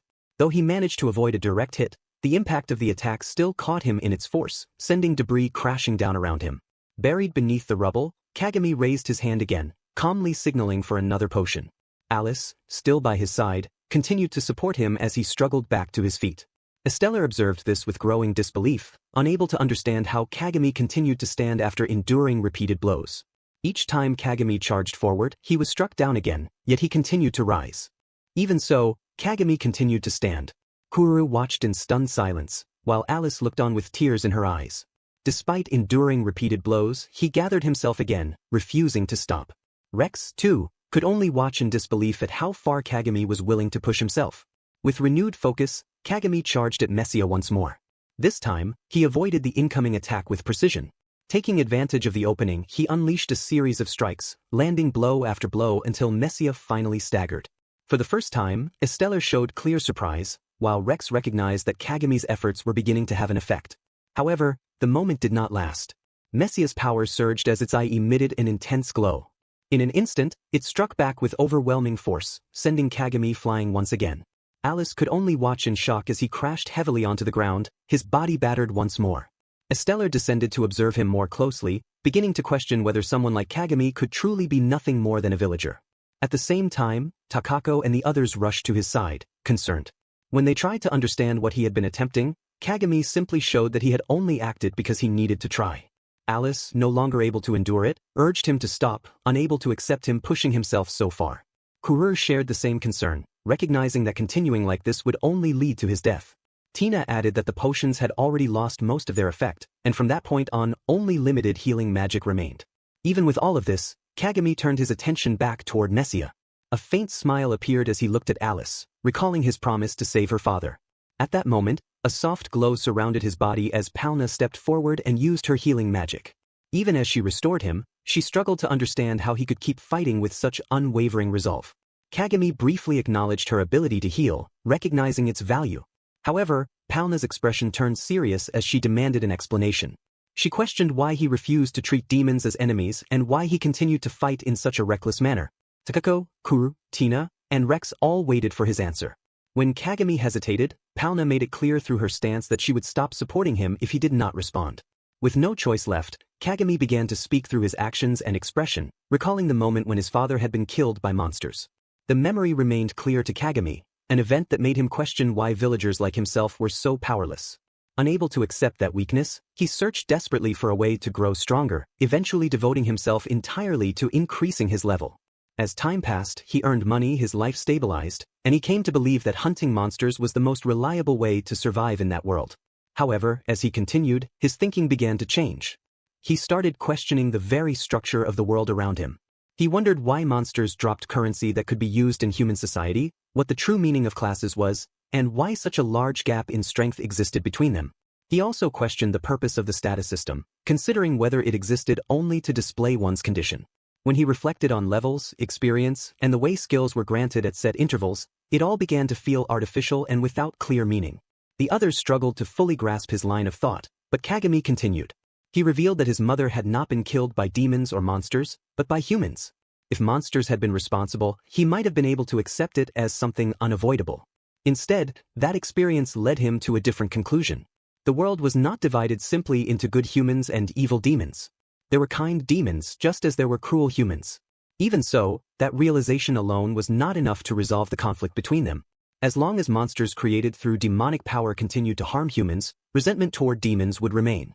Kagami explained that in this world, when humans eliminated dangerous monsters, their own lives improved. Survival itself depended on defeating monsters and demons. Because people accepted this as the natural order, they never stopped to question it. Instead, they followed the path set before them, bound to the roles assigned to them without resistance. Noticing Rex's confusion, Kagami pointed out how Rex often justified his actions by relying on the idea of being a hero, as if he were trying to convince himself more than anyone else. He then turned that thought back on him, questioning whether, if given a true choice, Rex would still follow that same path or choose something different. Raising his voice, Kagami made it clear that he wanted the freedom to choose, believing that everyone should have that right. However, he acknowledged that the very rules of the world stood in the way of that freedom. As he slowly rose to his feet, he revealed what had happened when he reached level 999. At that point, he had fallen into despair. The status window no longer showed any requirement for the next level, making it clear that no matter how much he tried, he could not grow any stronger. The realization left those around him in shock. Even after reaching the highest point, he had still wanted to go further, yet an unseen force had set a limit he could not cross.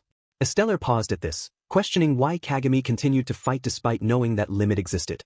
Kagami revealed that after reaching level 999, he had gained a new skill. At first, it seemed insignificant, but it only deepened the doubts that had already begun to form within him. Then, Kagami revealed his status window, drawing Estellar's full attention. The skill he possessed was one that defied the natural order, allowing his growth to continue beyond the established limits by turning accumulated experience into strength. The meaning behind it unsettled Estellar. For Kagami, this ability represented something more. It was proof of his right to challenge the system itself. Kagami declared that if there truly was a god who had created this world, then he would face that being directly and demand a world where everyone could live freely by their own choice. The weight of that resolve left Alice stunned. Estellar, now deep in thought, began to grasp the true implications of Kagami's ability. If Kagami continued fighting with such power, then the situation was far more dangerous than he had first believed. A thought began to form that Kagami might have already adapted to facing something on the level of Messia. As Kagami steadied himself once more, it became clear that potions no longer had any effect on him. Rex, Takaco, and Estellar all watched closely, anticipating what he would do next. Then, with visible strain, Kagami released a surge of power from within. The force spread outward, sending violent winds across the battlefield and lifting debris into the air. Takaco immediately moved to shield Alice as the ground and air trembled under the pressure of Kagami's unleashed strength. Estellar was left in stunned confusion as the power continued to rise. Rex, unable to fully understand what was happening, could only focus on Kagami's next move. Kagami, however, showed through his actions that this was not something he had wanted to rely on, but the situation had forced his hand. He had activated a skill that allowed him to break past his natural limits. Normally, a person could only draw out a portion of their full strength, but this ability temporarily raised that restriction. For a brief moment, Kagami's power was effectively doubled. Estellar was caught off guard by the scale of it, while Kagami remained aware of the cost. Once the effect ended, his body would be pushed to its limit, leaving him unable to move. It was a final, desperate measure. Without hesitation, Kagami rushed toward Messia, committing himself fully as the outcome would decide which of them held greater strength. As he closed the distance, the massive creature swung its arm to strike him down. This time, Kagami moved with ease, avoiding the attack without difficulty. Taking that opening, he leapt onto the creature's shoulder and propelled himself toward its head, gathering all his strength into a single, decisive strike. In that instant, Kagami rejected the limits that had been placed upon him, the boundary of level 999 and the rigid rules that governed the world. He chose to define his own limits. With that resolve, he delivered a powerful blow. The impact shattered Messia, its massive body breaking apart as the black armor cracked and collapsed to the ground. Through the falling debris, Kagami pushed forward, forcing his way through the broken remains. At last, he reached the one within. A faint smile appeared as he came face to face with the Demon King. After Messia's destruction, its shattered armor lay scattered and smoking across the battlefield. Kagami pulled the Demon King free from the wreckage. At that moment, Alice rushed toward them, drawn by the sight. The Demon King, though weakened, remained conscious and recognized her presence. Overcome with emotion, she reunited with him, unable to hold back her tears. Watching the scene unfold, Kagami quietly felt a sense of relief. With that, he allowed himself to fall back, collapsing onto the ground. Alarmed, Alice quickly turned her attention to Kagami. He showed that he could no longer move, the result of forcing his body beyond its limits. As Alice carefully tended to him, the Demon King observed the scene in silence. With the immediate danger gone, Takaco and the others took the opportunity to rest, waiting to see what would happen next. After a brief pause, the Demon King acknowledged how much time had passed and recognized that he now owed Kagami a debt. Kagami made it clear through his attitude that he did not see it that way, having acted for both the Demon King and for Alice, whom he regarded as someone close to him. The Demon King reflected on this, finding it unusual that someone like Kagami would consider a demon so important, yet noting that Kagami had always been different from others. Turning his attention to Alice, the Demon King showed regret for the distress she had endured. Alice reassured him through her actions, recognizing that it was thanks to Kagami and the others that he had been saved. Takaco accepted this acknowledgement with a calm expression, while Rex and the others remained uncertain, unsure of how to process everything. Noticing their hesitation, the Demon King shifted his focus to Rex and recognized him as a hero. The situation left Rex conflicted, caught between his role and what stood before him. Before he could settle his thoughts, Palna reacted strongly, her focus turning to whether the Demon King should be eliminated. Though she lacked the means to act immediately, her thoughts lingered on how he might respond if faced with death. The Demon King reacted calmly, accepting the possibility without resistance. This only unsettled Palna further. Before anything could escalate, Mino stepped forward and placed himself between them and the Demon King, making it clear through his stance that he would not allow any harm to come to his lord while he still stood. The tension in the air eased slightly as Alice stepped forward, placing herself in front of her father and appealing to Palna with clear emotion. For a brief moment, silence settled over them. In the end, Palna lowered her gaze and chose to walk away. Alice let out a quiet breath of relief. The Demon King then turned his attention to Mino, acknowledging his loyalty and showing pride in having such a devoted retainer. Mino responded with humility, dismissing the praise. Soon after, the Demon King shifted his focus to Estellar, seeking to understand his intentions. Estellar paused to consider before admitting that he had originally planned to use the Demon King's power to bring destruction upon humanity. However, he now doubted that he would have another chance to carry it out. Kagami reacted to this, trying to understand what he meant. Instead of answering directly, Estellar redirected his attention to Kagami. He brought up Kagami's desire to challenge the creator of the world and revealed that there were two possible ways to achieve it. This revelation surprised Kagami and drew the attention of everyone present. Estellar then explained that the first method was to kill the Demon King. The implication immediately affected those around him. Alice clung tightly to her father, shaken by the idea, while Rex reacted with disbelief. Kagami struggled to see how such an act could serve as guidance. As he thought it through, he began to connect it with Estellar's earlier actions during the attack on Salmaria. The escape routes had not been completely sealed, suggesting that the chaos had been intentionally allowed to spread, feeding fear and directing hatred toward the Demon King. With that understanding, Kagami looked forward and firmly rejected the idea. He made it clear through his resolve that he would never take the Demon King's life. Estellar accepted that answer, noting that it only complicated matters further. Kagami then pressed him, questioning where he had learned of such a method. If Estellar was willing to sacrifice even his own kind for that goal, then he too was acting within the rigid structure of the world's rules. Estellar noted the irony in Kagami's words, pointing out how far he had already advanced within the very system he now questioned. When Kagami pressed him about the second method, Estellar chose to reveal it. He explained that the clue lay in an item sold within a town, an unnamed object of extreme value. Hearing this, Kagami immediately recalled the mysterious item priced at 10,000 gold. The realization struck him, and he questioned whether that was truly what Estellar meant. Seeing that Kagami understood, Estellar began to activate his magic. As Kagami reacted, Alice turned toward her father. Slowly, both the Demon King and Estellar began to fade, their forms breaking apart as they dematerialized. Watching her father disappear before her eyes, Alice was left overwhelmed. Kagami, filled with anger, directed his frustration toward Estellar, unable to accept how someone who claimed loyalty could act in such a way. Estellar showed no hesitation, viewing his role as a retainer as nothing more than fate. As his form continued to vanish, he left Kagami with a final condition. He would hold the Demon King for 1 year. If Kagami failed to meet the required conditions within that time, the Demon King's power would once again be used to bring destruction upon humanity. With that, Estellar, the Demon King, and Messia disappeared completely.